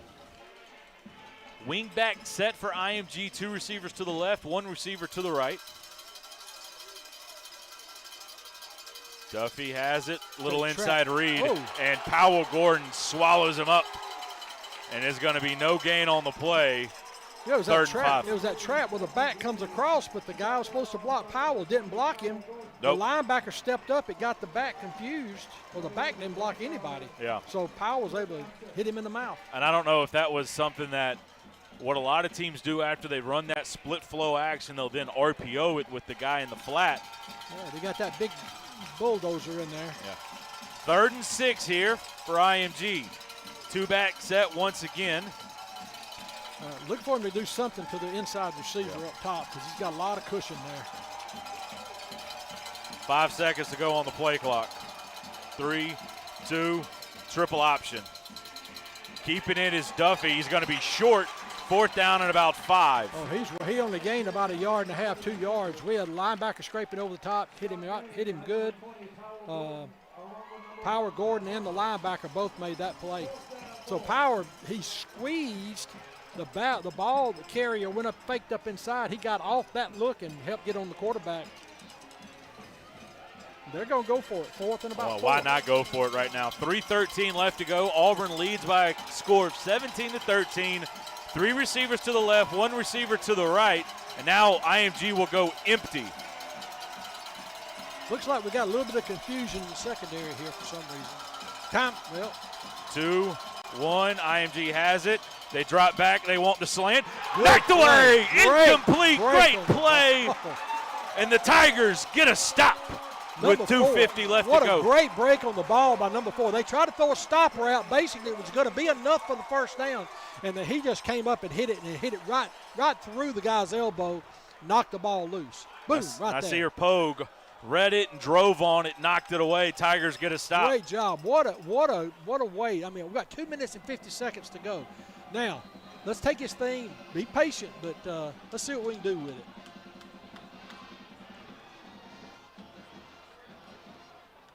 Two tights, two flankers. Pittman in the gun. Inside handoff on the zone read up the middle. Almost popped it through there. Yeah, inside zone up the middle, and just one guy got a shoestring and drug him down barely. Let's see, I think that was, is that Brad? All right, second down. Yeah, Brad Harper on the carry. Second and 2. 2 minutes and 25 seconds till halftime. Two receivers to the near side, and a two tight end set once again. Pittman moves it back to the right. That's Harper. Again, handoff into Harper. Harper with a nice cut. Should have close to his line to gain, and it's a first down. First down by a couple yards. Good job. The clock is stopped while they reset the chains at 2 minutes and 12 seconds.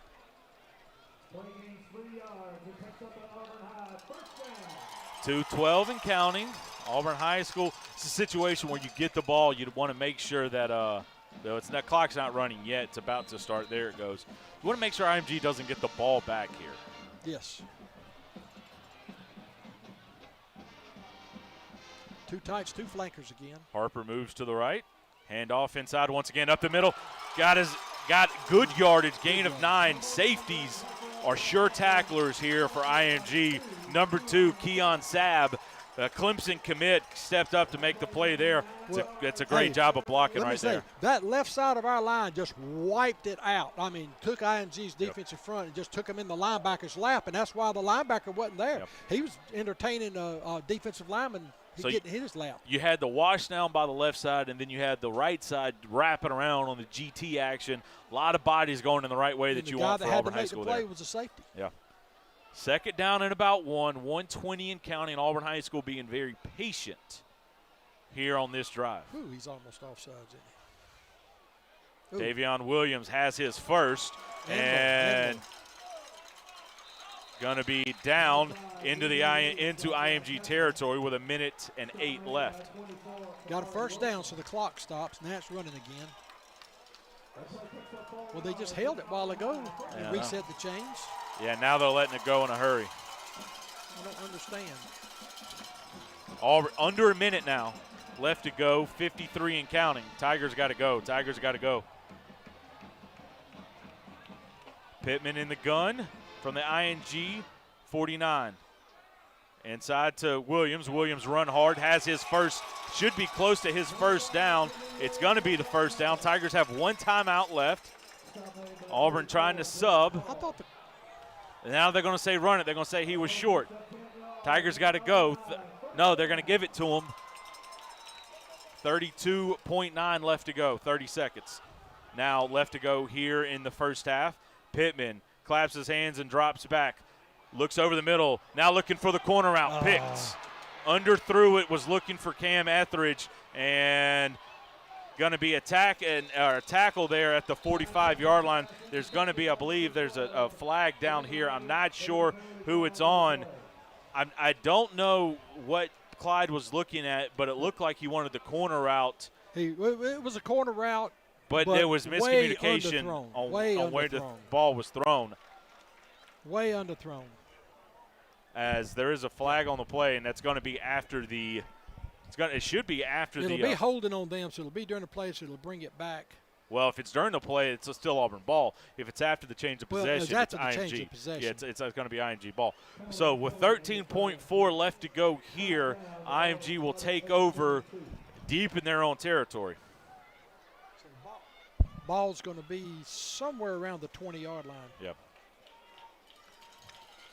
At about the 22, 13.4 left to go here in the first half.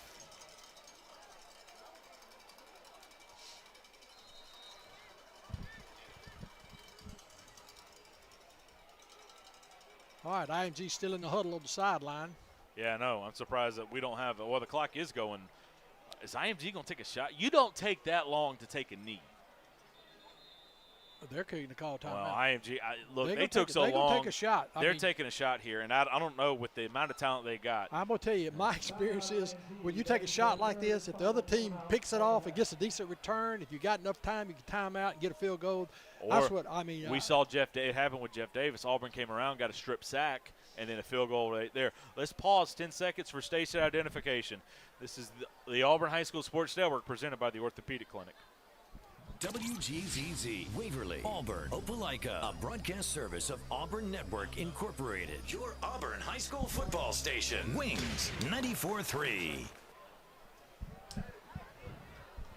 Welcome back to Auburn, Alabama. Duck Samford Stadium here. Auburn High School leads IMG 17-13 here.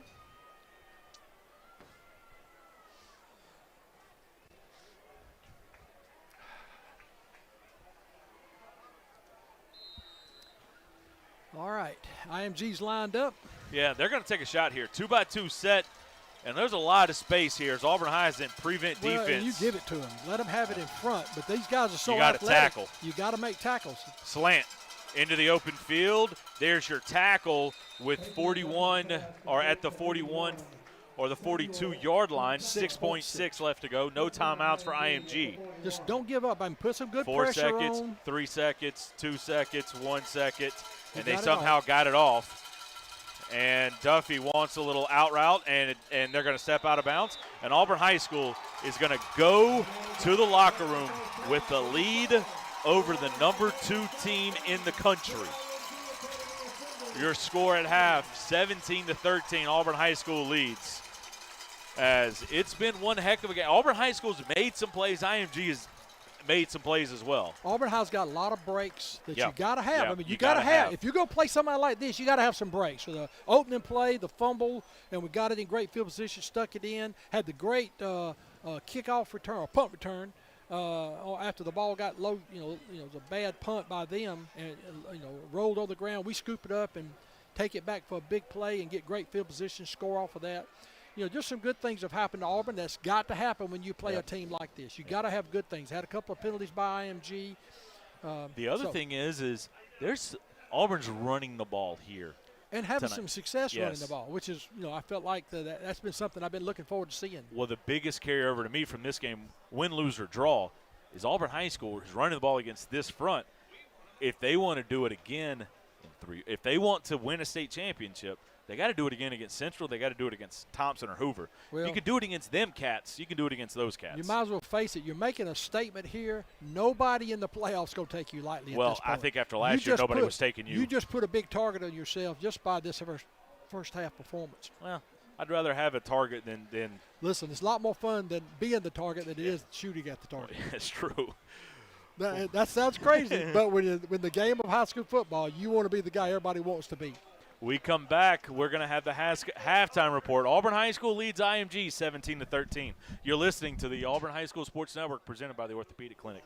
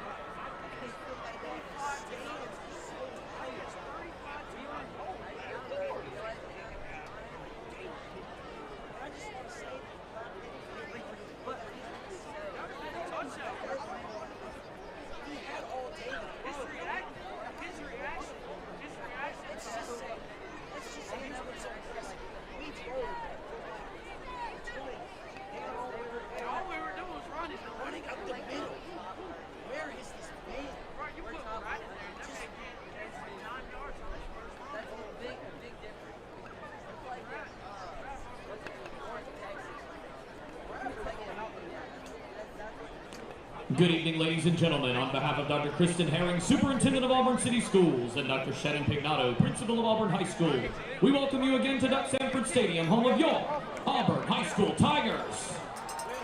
And now, for your halftime entertainment, under the direction of AHS Director of Bands, Miss Deanna Marshall, we present the award-winning Auburn High School Marching Band.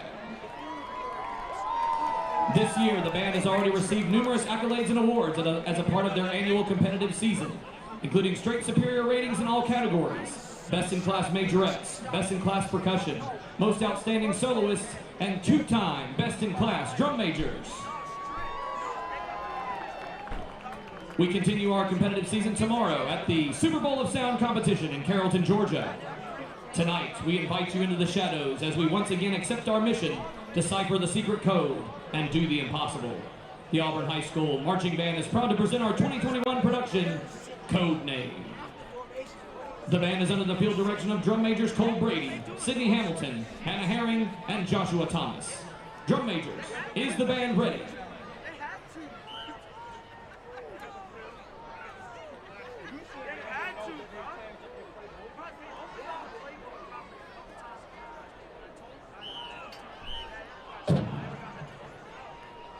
Ladies and gentlemen, the Auburn High School Marching Band.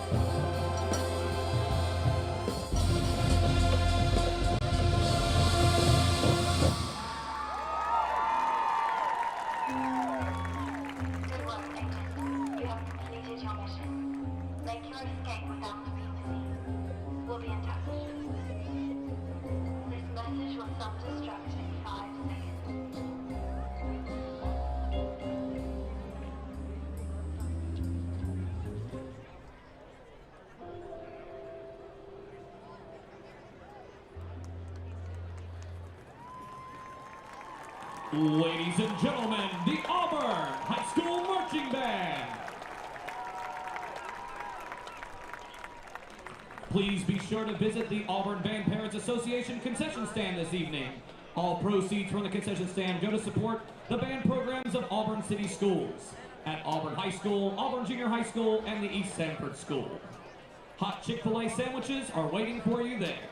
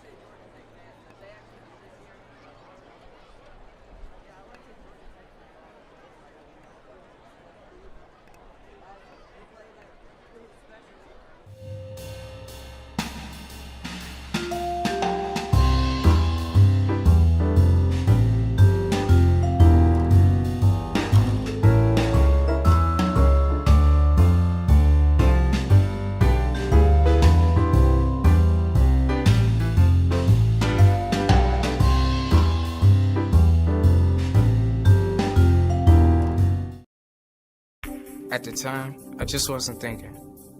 I used social media to vent. I wish I would have thought about the effects of scaring people.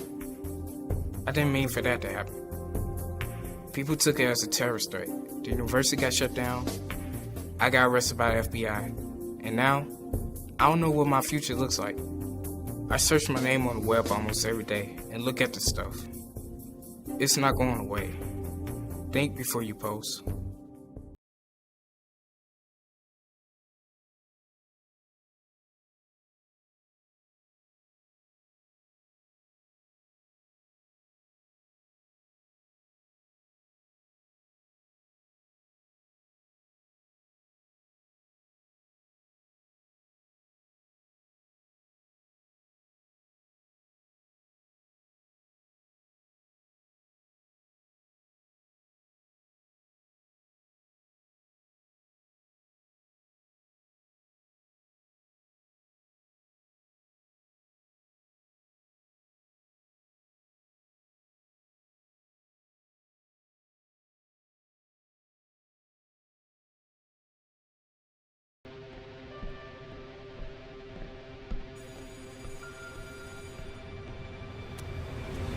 Hey, loser. Leave me alone.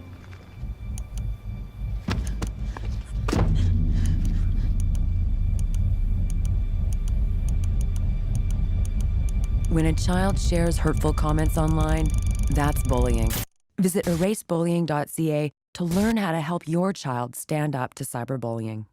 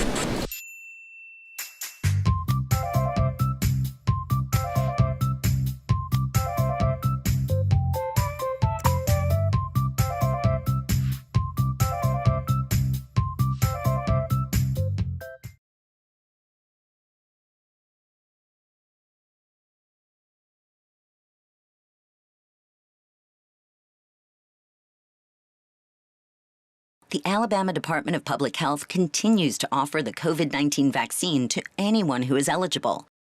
The Alabama Department of Public Health is currently offering the COVID-19 vaccine to anyone 12 years of age and older. Once you are fully vaccinated, you can resume pre-pandemic activities. The CDC recommends everyone 12 and older get a vaccination as soon as possible to protect against COVID-19. Help protect your whole family by getting yourself and your children 12 years and older vaccinated. To schedule your appointment or for more information, visit alcovidvaccine.gov. Sponsored by the Alabama Department of Public Health, the ABA, and this station. So I wanted to talk with you and your mom today, Lily, because of some of the changes your friends and teachers have seen in you lately. And along with the incident the other day, you were with Derek when he was caught selling marijuana. Yeah, he was selling it. Honey, we know. But we care about you and want to know what's going on. That's right. We'd like to understand it better and see how we might help. And if weed is a part of it, we want to make sure you know about the negative consequences for someone your age. So, can we talk? Talk. They hear you. We all make choices about alcohol. Kids make choices whether to drink or not. Bye, Dad. Bye-bye. Remember, I'm going to Alex's party tonight and sleeping over. Have fun. Hey, remind me about that party again? And adults make choices whether to talk about it. That's true of parents and every other trusted adult in a kid's life. Kids want to know our expectations, and they want honest answers in everyday conversations. So talk with your kids and help lead them on a positive path. Because when you talk, they hear you.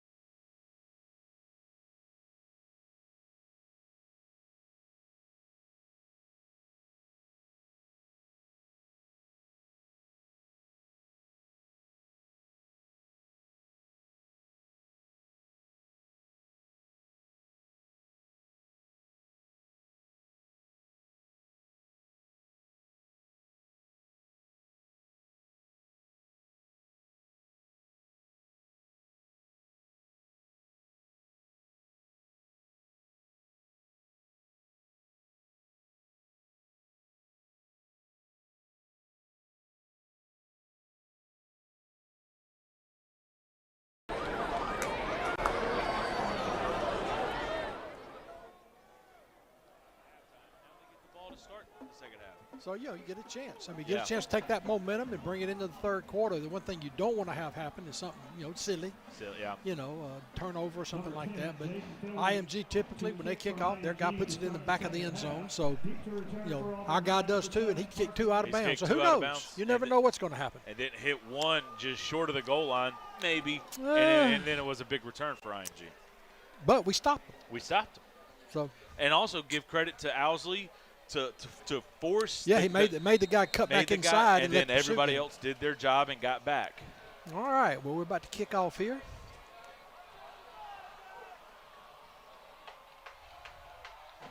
Toe meets leather, and that one will be about 4 yards deep, and Auburn High will take over at the 20. All right, let's see what we're going to do in this half. Run the football. Yeah, that'd be good. If you're able to the thing about it is we have some pretty good success right there. Now, they may have been playing a little bit looser, just thinking it was going to be, passing situation. I don't know. But 2 rushing touchdowns, Auburn's had to run it in the red zone. They've done that. Yeah, but that one of them was a 330-pound. It counts. That counts. Yeah, it does. It's a run. It's for a touchdown. I can't argue with that. 2 receivers to the near side with 2 tight ends in the game as well. Massey moves to the right side of Pittman. Pittman, play action, now needs some help and throws it, and it's going to just throw it away. Looked like a little RPO there. Well, it was supposed to be a real quick pass to our receivers, but we were up in press. They were up in press man in our face and wasn't letting us off. Yeah. We just wasn't getting off. I think that one was one of the RPOs that Auburn likes to run. The issue with the RPO is press man kind of kills the RPO. Yeah, there's no. Yeah, you can't get off of it. You got to run a rub route. You got to do something to displace that. 2 tights, 2 flankers this time. Press coverage again. I think they're going to do what they do best. Press coverage, and Auburn's got to run the ball against that look. Going to get about 4 on the play, bring up a 3rd down and about 6. Yeah, just straight inside zone right there. Nothing fancy. Right over our left side, right over Avery's rear end. Right over, Avery and Bobo. 3rd and 6 coming. Yeah, they're getting that press man. The only thing about that is you start running rub routes. Just depends on how good the safety is then, because he's got to pick up the mess. Looks like they'll bring a corner outside linebacker, but whoever's covering inside. Well, I don't know what they're doing now. Auburn's flipping around, 2 tight end set with the 2 flanker. Press coverage once again. Look for some edge pressure right here. Yep, there he comes. 24. Auburn runs the ball, trying to get the ball going inside, not able to, and that's going to be punted down. Yep, got to punt it. There's just nothing there. They brought number 24 off the edge. It looked like he was going to do it from the other side. He just did it from this side, and he got in on the play. Bear Alexander, one of the guys in there, also in to make the play. It was Kamari Wilson, the DB, 5-star commit, and this is where things can get interesting. Kick it deep left. Kick it away from 8. Sean Miller, the returner. Punt is going to hit short, and Miller's going to take it, and he's going to cut to the near side. Nice open field tackle there, and it will be 1st down IMG. Sean Miller on the return. All right, they get the ball on about the 40-yard line.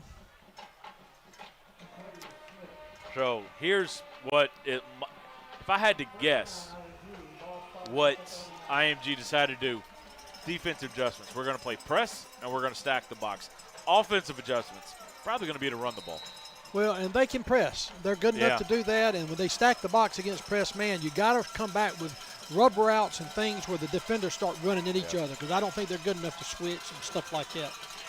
2 receivers to the near side along with an up back jet motion, and now it's inside zone handoff. Auburn hit him at the line of scrimmage and able to stack it. Going to be a gain of about 1 or 2 on the play. 2nd down and long coming up. Yeah, they gave some motion, looked like some eye candy type stuff, like they may throw a bubble or something. And I don't know, that may have been an option for them, but they ended up giving it on the inside zone. And normally when you do that, the quarterback and the mesh point, the eyes are with the bubble action. The bubble action was away from the mesh point right there. Yep, it was strange. Like I said, just eye candy, just things are a little bit different. Just like they're going to be in a twin open set with 2 backs in the backfield this time. This looks like a pass set. Sprint out. Roll out and knocked down by Coleman Granberry. Good thing. No, he wasn't open. I mean, really, because the safety had him, and then when he saw the ball throw, he broke off. Yeah, because I was looking at the receivers.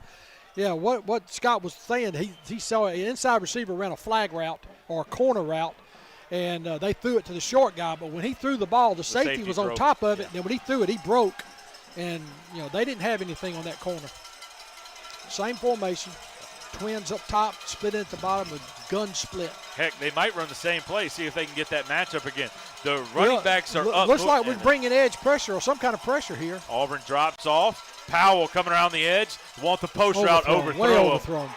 And it's going to be punting time here for IMG. Good pressure on the quarterback. Yeah. And more than just Powell. I think we had 2 or 3 guys coming in there. Let's see the replay here. Yeah, Braden, good push up the middle. And the other thing is as good as these receivers are, if a DB's in the area, you make a throw kind of have to be on the money. Well, you can throw these deep ball routes, but if we got a guy that can run with you, then it's a 50-50 ball. The crossing routes, the dig routes and stuff like that are harder to defend. Yeah. And I don't know if they're going to. And plus, that's right in the quarterback's line of view. Oh, fake it. To Duffy. No. High punt. Auburn needs to get away from it. And it's going to roll out of bounds. He was looking at the out route. And I'll let you describe this because I was watching this back. I was watching so Duffy is the punter, and it looked like for the life of him he wanted to throw the out route. And Auburn covered it well enough, and then the last second he punted it away. Auburn High is going to get it at about the 30-yard line. 30, 31, somewhere around there. Oh, we need a ball. That's always frustrating, trying to get a ball. Auburn gets a stop. Now, hey, let's give the little ball boy some credit. He already had the ball out there. He was ready to go, yeah. But he already had it. He was saying, well, I'll take the other one if you want me to. And he took off. Then they realized they got the ball. No runs there for a first down run and then 2 passes there for IMG. Yeah, that's a good job by the defense. Here comes motion by Auburn. To bubble to the near side. Hello. That was an inside linebacker off the bubble. There's nobody to block him. Nope. You gotta trust your play fake to stop him. He never even looked. He took straight off. There's nobody blocking him. I think we got to the line of scrimmage. That was about it. 2nd and 10. Jordan Hall, a 4-star linebacker there, flowed really well on the inside from the inside. He shows he has a little bit of speed. Yeah, that was impressive play there. 2nd down and 12. Press coverage once again across the board for IMG. Pittman drops back and gets sacked. I think he wanted the screen, and unfortunately Malik Bryant came through a little bit too easy there. There was nobody open. Nobody was open as far as downfield goes. I think it was a screen, though. That was the problem. Well, what they did, they took the guy that had press man on the inside receiver up top of the field. Yeah. He was lined up in press man, but just before the snap, he buzzed in and blitzed, and the safety took him man-to-man. So instead of being 2-man, it was cover 1, basically. And whatever Pittman saw he didn't like, and he had to eat it, 3rd down and 12 coming. Oh, no, it's more than 3rd and 12, brother. Sorry, 3rd and 23 coming. There goes motion now. Pittman underneath to Etheridge, and Auburn High School was probably a block away from getting good yardage. I don't know if they would have got the first. Well, the safety was all whoever came up. I don't know, outside linebacker, whoever was linebacker, but he was on it. Etheridge caught the ball and got hit for no gain. 4th down and very long yardage. We got a punt. Yeah, that was a senior DB, Kona Northwestern, and that's a big stand there by IMG. Well, but let's bear in mind, we've held them. They've held us. We're we're giving them the ball back. It's going to be illegal substitution. Well, but it ain't going to make much difference. No. It's still going to be 4th down and forever. Yep. 4th down. So that'll make it 4th down and about 18, 17. Got to have a good punt here. Yeah, a good punt not going to this guy. Got to have a high punt, got to cover it. Come on. High kick. Fumble on the ball, on the ground. We'll see who comes up with it. I think IMG had the first guy on it. We'll see what happens in the mad scramble underneath. You know, he looked like he wanted to give a fair catch. IMG got it. He looked like he wanted to give a fair catch signal. That he put his hand briefly, but then didn't keep it up. And, you know, we almost had a chance to get another break. That was one of those. It feels like that was the type of play in the first half that Auburn got. Yeah. Yeah. One of the backs got it. We'll see what IMG does now. Close but no cigar. All right, come on, Same defense. two-back set here for IMG. This time the backs are even with the quarterback. They're not in front of him. I think that means run. Duffy claps his hand. Little inside zone there. Bounces off a tackler, carrying another guy. Gain of about 5 or 6. Just a counter action right there. Just counter action to the big romper stomper, the big heavy back. Allen. The Yeah, kid's going to Penn State. He's a good quality running back. Boy, he stays behind his pads, got good balance. But it has some pretty decent blocking that time against our left side of our defense. 6:37 and counting left to go here in the third quarter. Auburn leads 17-13 over IMG. All right, need a break. All right, now let's get these tackles in there. Empty set here for IMG. 4 seconds on the play clock. Duffy claps the hands, calls for it, and hold it. And Come on, wants the over the middle pick. Trey Nelms looking for the fly route, not there. Tigers come up with the interception. You can keep the hold. We'll take the pick. Tigers ball. Yeah, but they were holding the heck out of us. Yes. 2 of our guys. I saw 2 of our guys going down in grasp. But hey, I'll take the pick, like you said. Powell, Jemias Pitts came through. He won, got held. Powell got held as well. No call, doesn't matter. Tigers ball from the 19. Well, they were going for the home run, and we had good coverage, and he actually was a bad throw. I don't know where he was throwing the ball. Yeah, he threw it up to no man's land. He threw it up for grabs, and only problem is the wrong guy went after it. Yep. 6:11 left to go. Tigers take over. They're still in that press man with edge pressure. Inside run, and Auburn, and now the issue right now that Auburn's running into is the D-line is swallowing up the offensive lineman. Auburn can't get to the second level with their blockers. Yeah, well, that's the thing. You can't allow that push. Right. Because the guard's trying to wrap around and get involved in that zone, ISO zone, whatever you want to call it, play. Where the guard's wrapping around trying to get up on linebacker. He can't get around the block because the center's getting stalemated. Gain of about 2 on the play.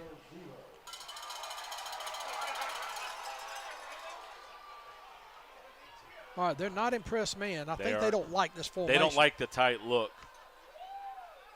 Inside handoff, breaking a tackle. Fights hard, gets about 3 or 4, sets up a third down and short. Third down at about 4.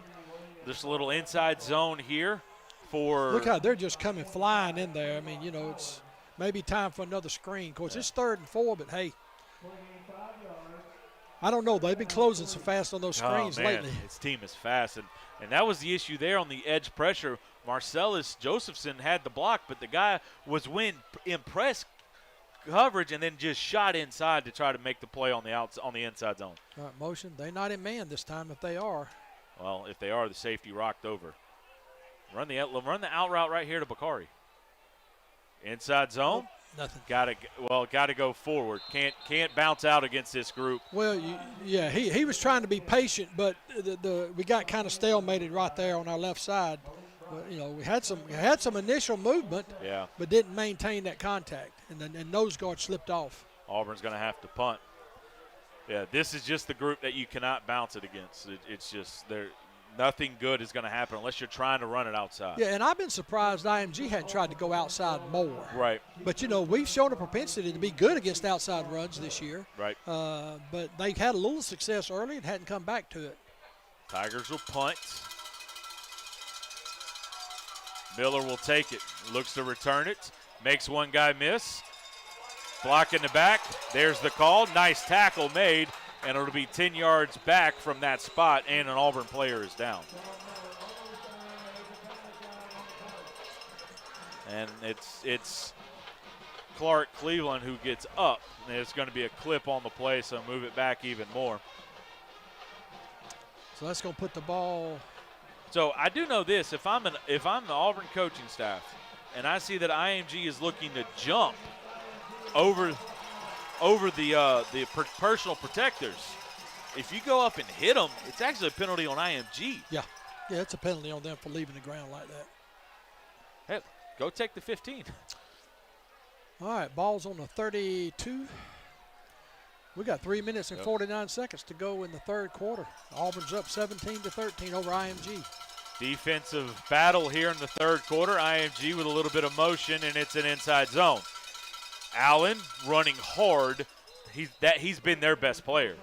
On the offensive side, Allen has been very, very good. Gain of 8 on the play as we see some rain start to come down. Yeah, this back is pretty strong. I think the other back at number 3, I think it is, he's faster. But this old boy, he's got good eyes, and he gets upfield in a hurry.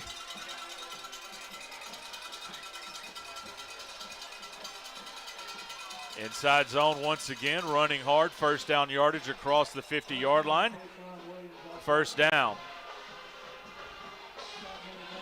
Same play as before. Yeah.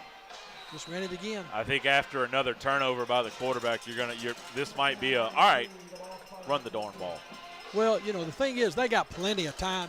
Get the score, get ahead. That's what I'd be thinking. If I had this kind of football team, I'd be thinking, all right, let's just run the ball, let's just score, get ahead, then we can start milking the clock. Of course, running the ball milks the clock. Yep. A.J. Duffy, the quarterback for IMG, claps the hands. They got an early start. It's going to looked like it was going to be a tackle for loss. That is one heck of an effort there by Katron Allen to take it. That was a buck sweep, and he just went where the guard left from. He just fielded it, came right off the guard's butt. 3 guys hit Allen in the backfield, and he ends up getting 2. Yeah.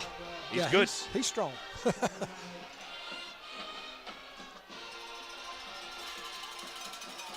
right. Gun split again. 2 backs in the backfield with the quarterback. 2:17 and counting left to go here in the third. Auburn up 17-13. Claps of hands. Inside counter once again. Allen bounces off of one guy. Gain of about 2. Third down and about 6. Early in the game, he was breaking those tackles. Yeah. Now we're holding on to him. We're just getting more hats to the ball as well. We're getting more people to the ball, but, you realize that this is a strong puppy. We got to hold on. You can't let him go. He's a man. Third down and about 5, 1:44 and counting here in the third. Tigers leading by 4. IMG has the ball in Auburn territory. 2 receivers to each side for Guffey. A little bit movement. Yeah, and they're gonna stop it. Left tackle got an early start, and they will blow it dead. What you don't like about that, if you're either coach, official was slow. He immediately said false start, but you got to run in there, slow it down, don't need anything late happening because you're late on the call. 3rd and 10 coming.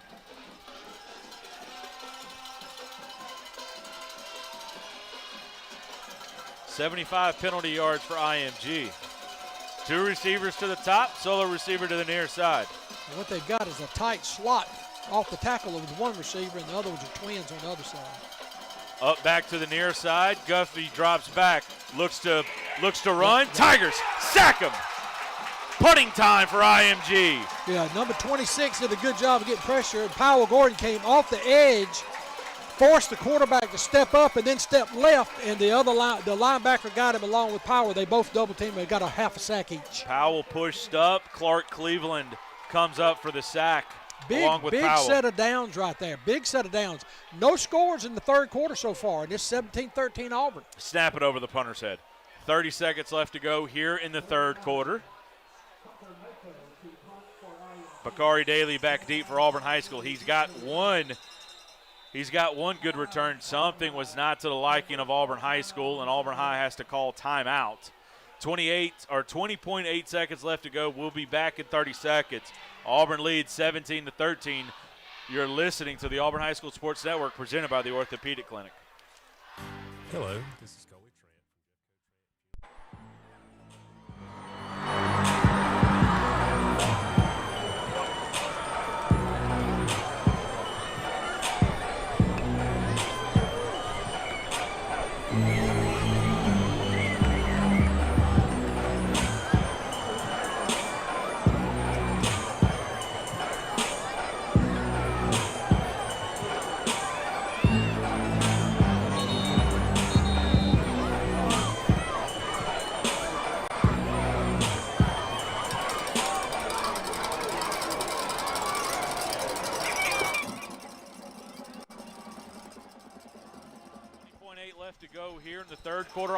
School leads by a score of 17-13 against IMG.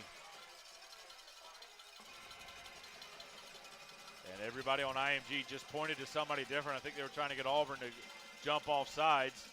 Snap is back. Auburn almost gets it. It's an end-over-end punt that's going to hit, and Auburn needs to get away, get away, get away. The roll is IMG.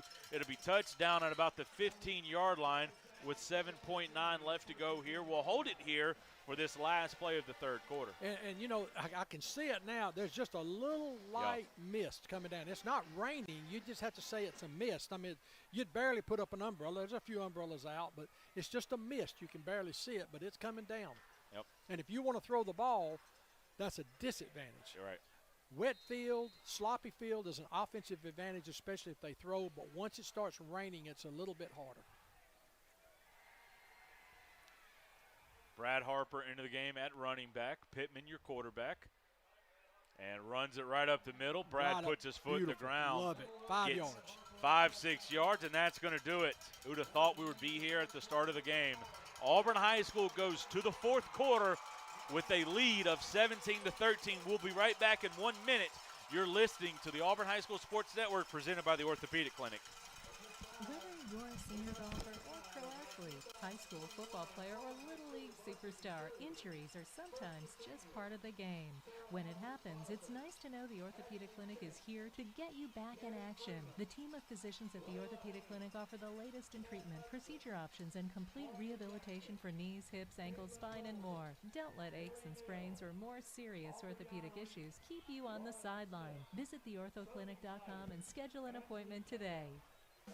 Let's talk about saving you money. Four Seasons Federal Credit Union has auto loan rates as low as 1.9% APR and back-to-school loan rates as low as 7.9% APR. If you live, work, worship, or attend school in Lee County, you can join in person or online at apply.fourseasonsfcu.com. Federally insured by NCUA, equal opportunity lender, subject to membership and credit approval. Limitations and exclusions apply. Ask for details. Classic hits and Auburn High School football. Wings 94.3. I thought you was going to make me take up your banner there.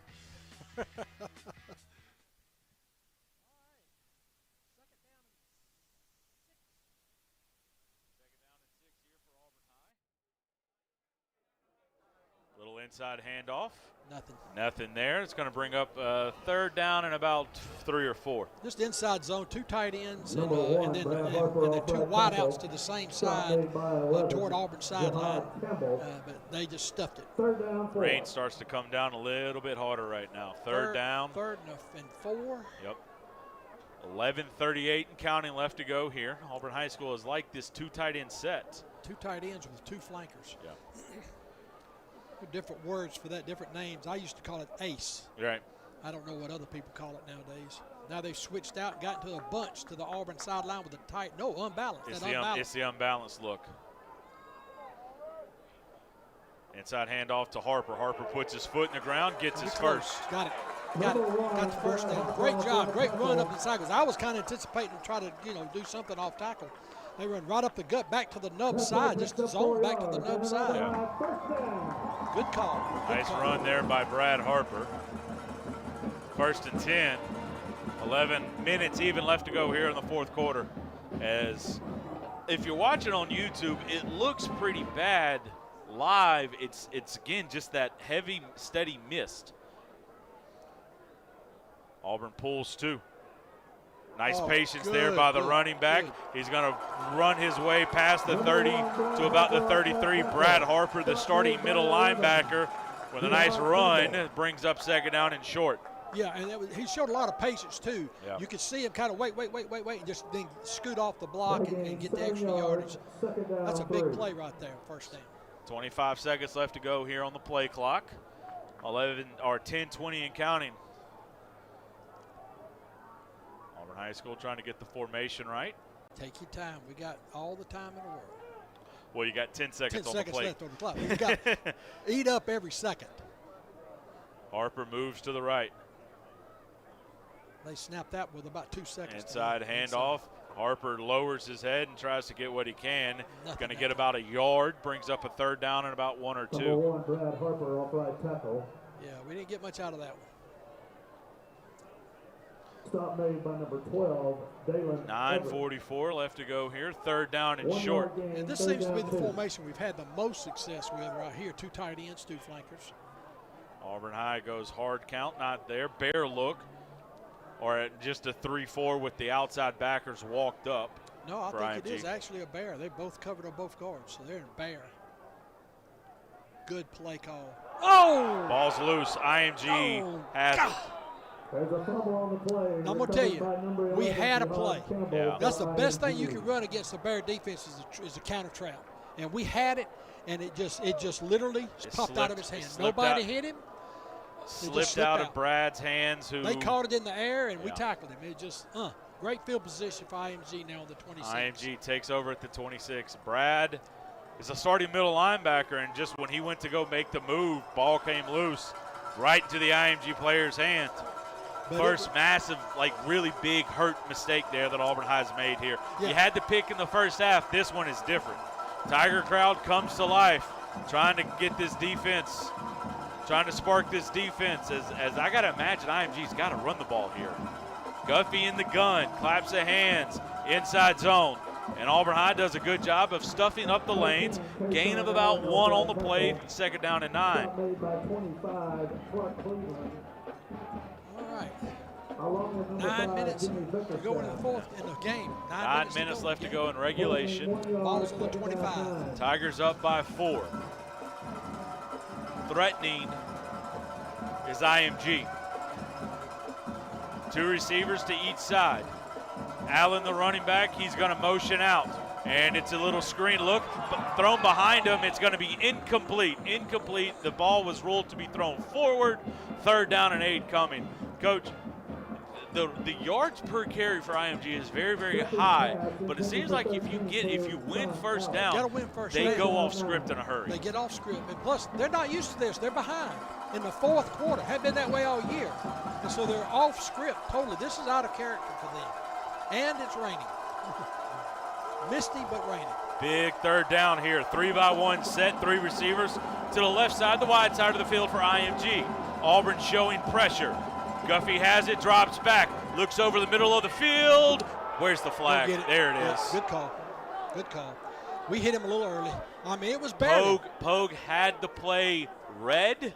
He got there early, though. Well, he went for the hit and not the ball. If he goes for the ball, we got a chance. He went for the hit. It's going to give him a 1st down. That's unfortunate. Because it was a great break on the ball, but he broke to the man instead of breaking to the ball. And that's big down. See, he wasn't even going for the ball. If he'd gone for the ball, he might have had a chance. You got to see the ball thrown, especially when you're on top of the play. What are we doing here?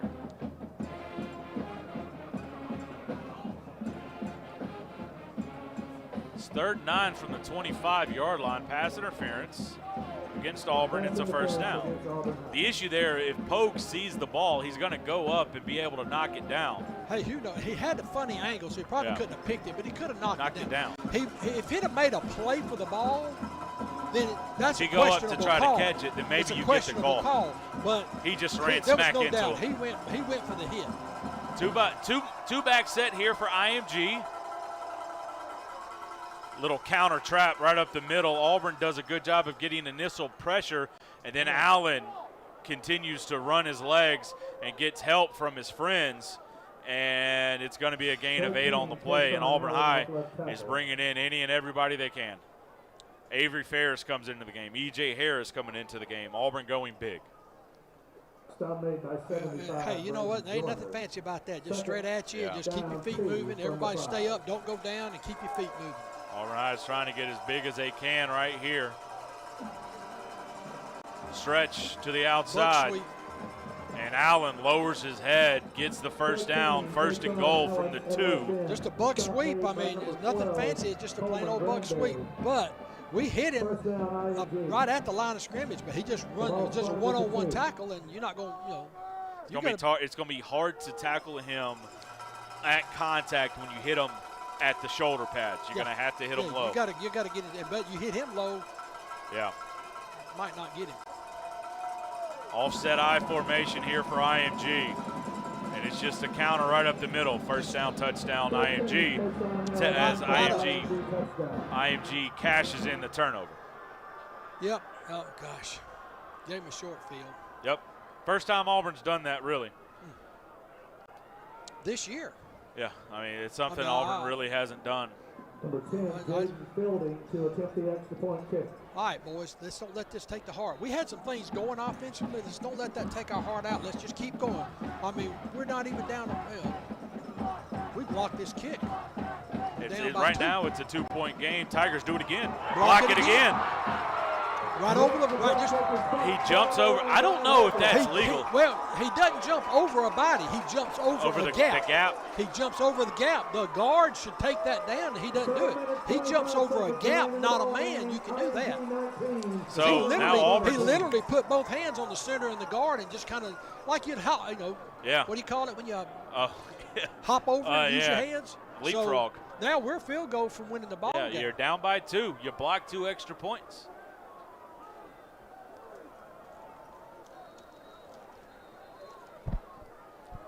Yeah, it was guard, center, and Brad Harper just right there.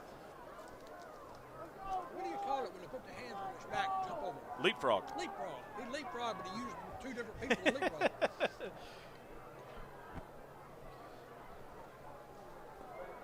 Well, 10, Jaden Fielding. it would have been nice if Auburn wouldn't have had to score another point to get the win, but Auburn's going to have to score another point to get the win. Down by 2 now, 7:25 left to go here in the ballgame.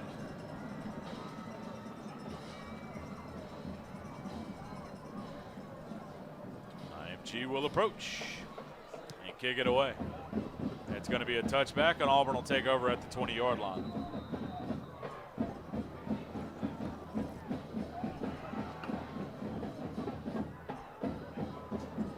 Got to answer. I mean, yeah. We had something when they got in that bear. We had something because we had the play you got to run. The best play against that's the counter trap, and that's exactly what we ran. And just the and ball. had something, and the ball. I mean, literally ball just squirted out. It just came out. Yeah, nobody hit it. He had 2 hands on the ball, and just the ball came out. I guess it was a little damp from this mist, and it just popped out. Auburn in a 4-receiver set. Williams moves to the right. Pittman claps the hands. They're in press man again. Pittman trying to get out of it. And you're right. No pressure or pressure and Pittman stuck for a loss by number 5, Malik Bryant. Pressure and everybody was covered up.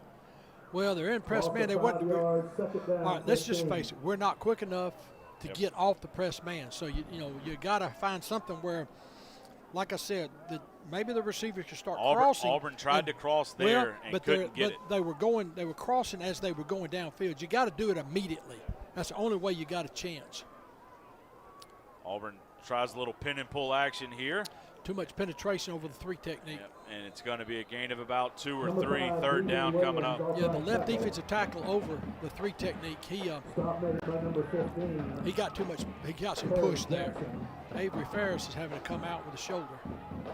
3-yard gain, 3rd down, 12. Avery's had a shoulder injury the second half of the year.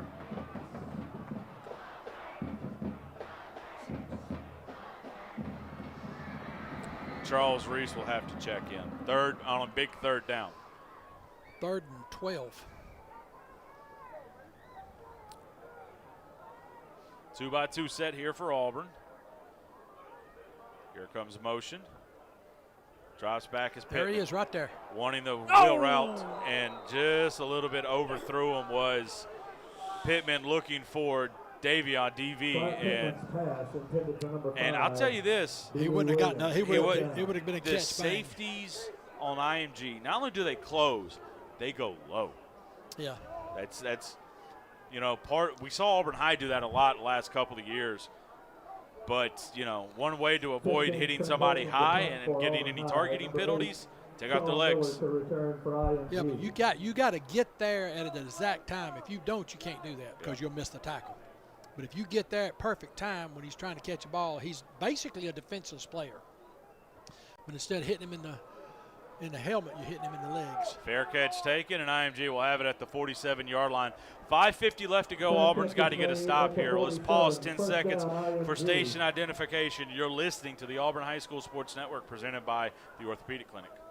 WGZZ, Waverly, Auburn, Opelika, a broadcast service of Auburn Network Incorporated. Your Auburn High School football station. Wings, 94.3. I think we need it. 5:50 left to go here, and as you heard when we came back, I think Auburn need to find a way to flip momentum right now. As right now the momentum is with IMG, and Auburn needs to stop, and I think they need to flip momentum with a turnover. Scott Bagwell here, joined by Coach Robert Maddox. Little jet motion here, but it's just eye candy for an inside zone. And Allen makes one guy miss, and then second guy there gets a tackle, gain of about 6 on the play. Actually, this is the buck sweep. Yeah, with the zone just to. That's, like I said, that's a big young'un there running the ball. Second down and about 4. IMG with about 160 rushing yards. Which is probably well below their norm. They haven't been able to really throw it here tonight. We're packing the box. Got to force them to throw it. Second down and about 5.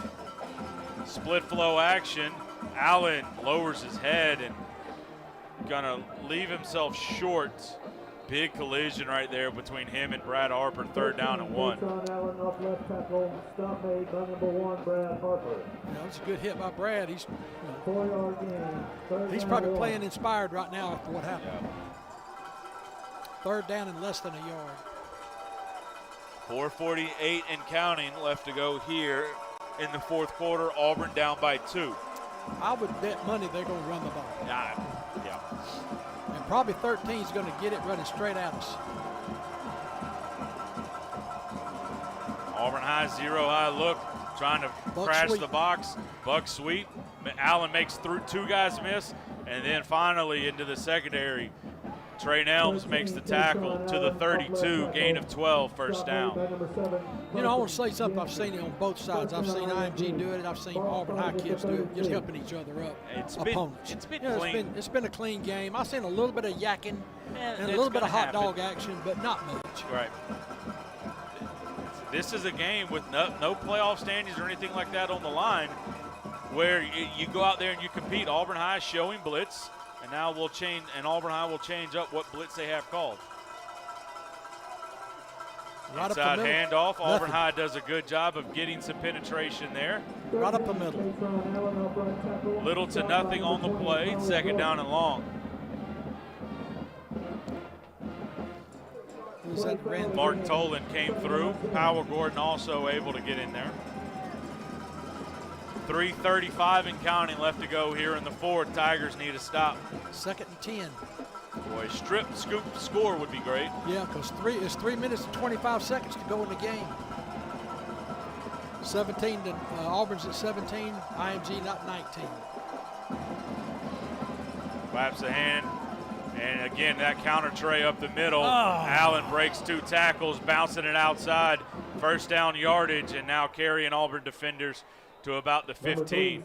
Yeah, he just open field stiff arm and defensive back. Shows you why he's going to Division I. Yeah, he's going to Penn State, and he's been very good, very, very good. Auburn High, Coleman Granberry almost got there, almost got the play, and now he's limping off. Number 2, Kaz Dooley, along with number 4, Nasir Poe. First down, IMG. I think he just got dead leg there. IMG looking to score a touchdown and almost put this one away. 3 minutes left to go here. Up by 2 points is IMG. Two backs in the backfield. Inside handoff, almost like, again, that triple option look, gain of about 2 or 3 on the play.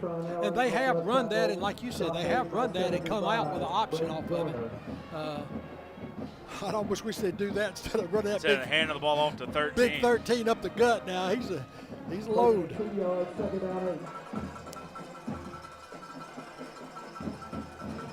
Auburn switching people out on both sides on defense. And Auburn's first line is gassed. And they should be. I mean, They've they played their hearts hard. out. They played their hearts out tonight. 2 minutes and 24 down to 20 seconds. 2:20. That shouldn't have been a 40-second play clock. It should have been a 25. There was a stoppage, and it should have been reset to 25. 2:12 and counting left to go. 20 seconds left to go on the play clock. And IMG is milking it for everything they're worth, which they should. Yeah, absolutely.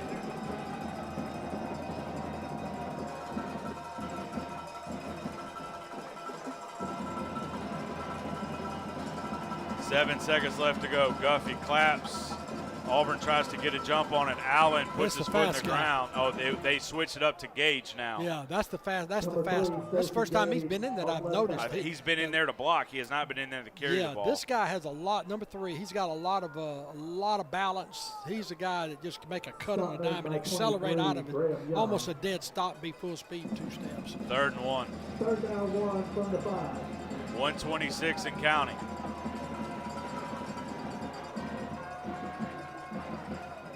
IMG taking their time. 13 seconds left to go here. Auburn High has 2 timeouts. IMG has 3. 7 seconds left to go on the play clock. IMG doesn't look overly sure what they want to do. 2, 1, just got it off. They want an inside zone. Auburn High stacks them up. Call your timeout. It's 4th down.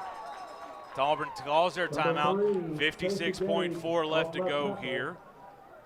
4th down and about 2, maybe 1. Think about this.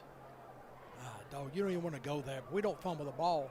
I know. Who knows? Who knows? If a frog had wings, it wouldn't bump his back legs every time he jumped. I see you changed the phrase. Yeah. You thought I was going to say the other, didn't you? I've had a lot of practice. I've had a lot of years of experience.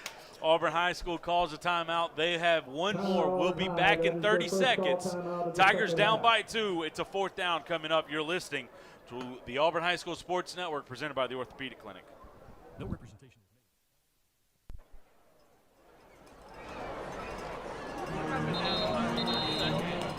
The ball is spotted at the 6-yard line. 4th down 1.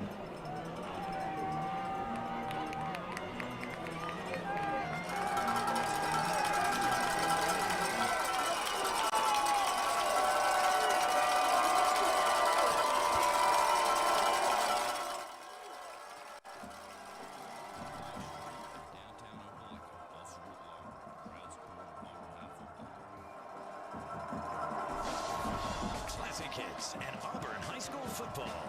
Wings 94-3. 4th down and 1.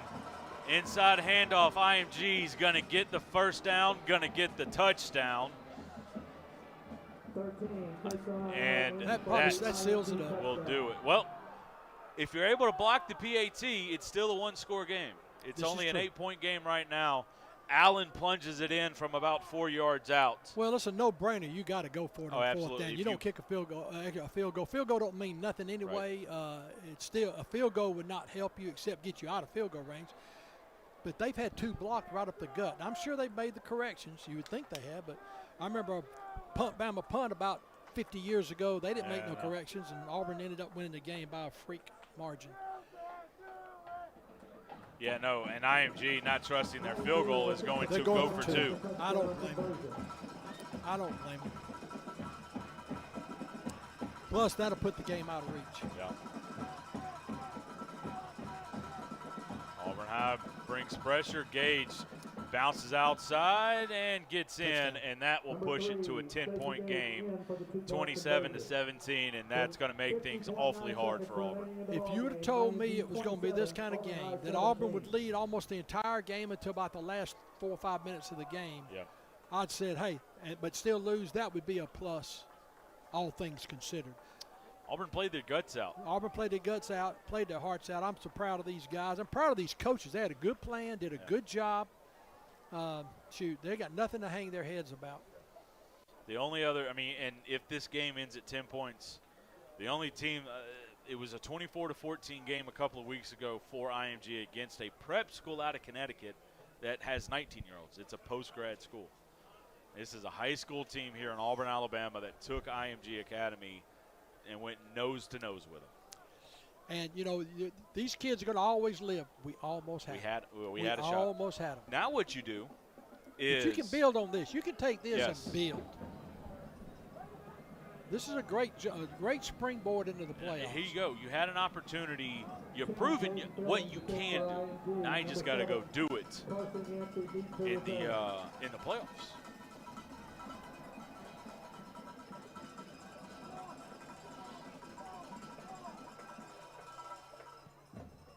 And that kickoff will be taken at about the 1 yard line. Yancey coming up the middle, makes the guy miss, tries to get outside and going to get to the 22, 25, and pushed out of bounds and there's going to be a late flag. And could be good field position here for Auburn. I don't think that was a vicious thing. It was just. It was late. It was late. He was clearly in the white, and the flag was right. But I don't think it was a vicious thing. No. You know, it was just the intensity of the moment. 41.7 left to go here. Auburn High School down by 10. 2 scores late. That's another one that was close to the end zone. And that's a bunch of starters. See, that's not much right there. It's also a bunch of defensive starters on that kick cover group for IMG. Yeah. Well, they got 40-something kids out. 41 kids on the roster. All right, got a flag for something. It's a pre-snap penalty. It's either they are offsides or we're an illegal procedure or something. Everybody's walking to the sideline. Is it a timeout? IMG may have called timeout. I don't know. They're writing something down. They haven't signaled anything. They haven't signaled anything. IMG, that is their first call timeout of the half. IMG calls their first timeout of the half. 27-17. Tigers had a turnover in the fourth quarter that gave IMG the lead, and then a fourth down conversion for a touchdown for IMG to give them this 27-17 lead. Auburn High School scored first. They came back after falling down 13-10, took the lead at 17-13, held that lead through the third quarter into the fourth quarter, and just couldn't find enough offense in the second half against what is going to be the best defense that Auburn High will play this year. But also, you know, it gives you, hey, we need to make sure we have answers for this, this, and this. I don't think you're going to face a team who's going to go press man all the way across the board. Well, that's the difference. I mean, I think Central Phoenix City's defensive front's same is in this caliber here, but their secondary is not like these guys. Pittman drops back, looking for some help, and he's going to be sacked. Timeout called by Auburn. 13, Clyde Pittman, stopped for a loss by number 19. Well, the thing you didn't want to do is throw up a Hail Mary and let these great athletes at IMG, break on the ball, because their safeties are deep. They're just saying, throw it, we're going to break on it, and they'll have a big advantage. I think what Auburn was looking for there was, I mean, Clyde obviously trying to make a play, and he's going to come off the game now. And the other thing is you got to be realistic here. 33 seconds left to go. Down by 10. Down by 10. You don't want to get anybody hurt. All right, we got a timeout. Got a timeout. We'll be back. After that last timeout, I don't trust them. 33.1 left to go here. Auburn High School has played their guts out here tonight, and they're going to come up just short. Bottom of the fifth, the score remains the Atlanta Braves 1, the Houston Astros 0.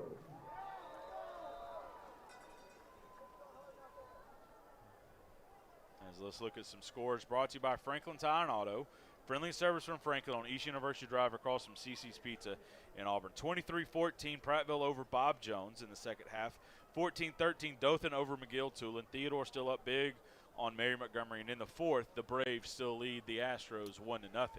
Those scores brought to you by Franklin Tire and Auto. Friendly service from Franklin on East University Drive across from CC's Pizza. 3-by-1 set here for the Tigers. Second down to 19. Harsin, your quarterback. And he gets destroyed on a defensive end that just ended up winning. Stuck for a loss by 19. That's Dominic James. Tigers are trying to get set up and run one more play.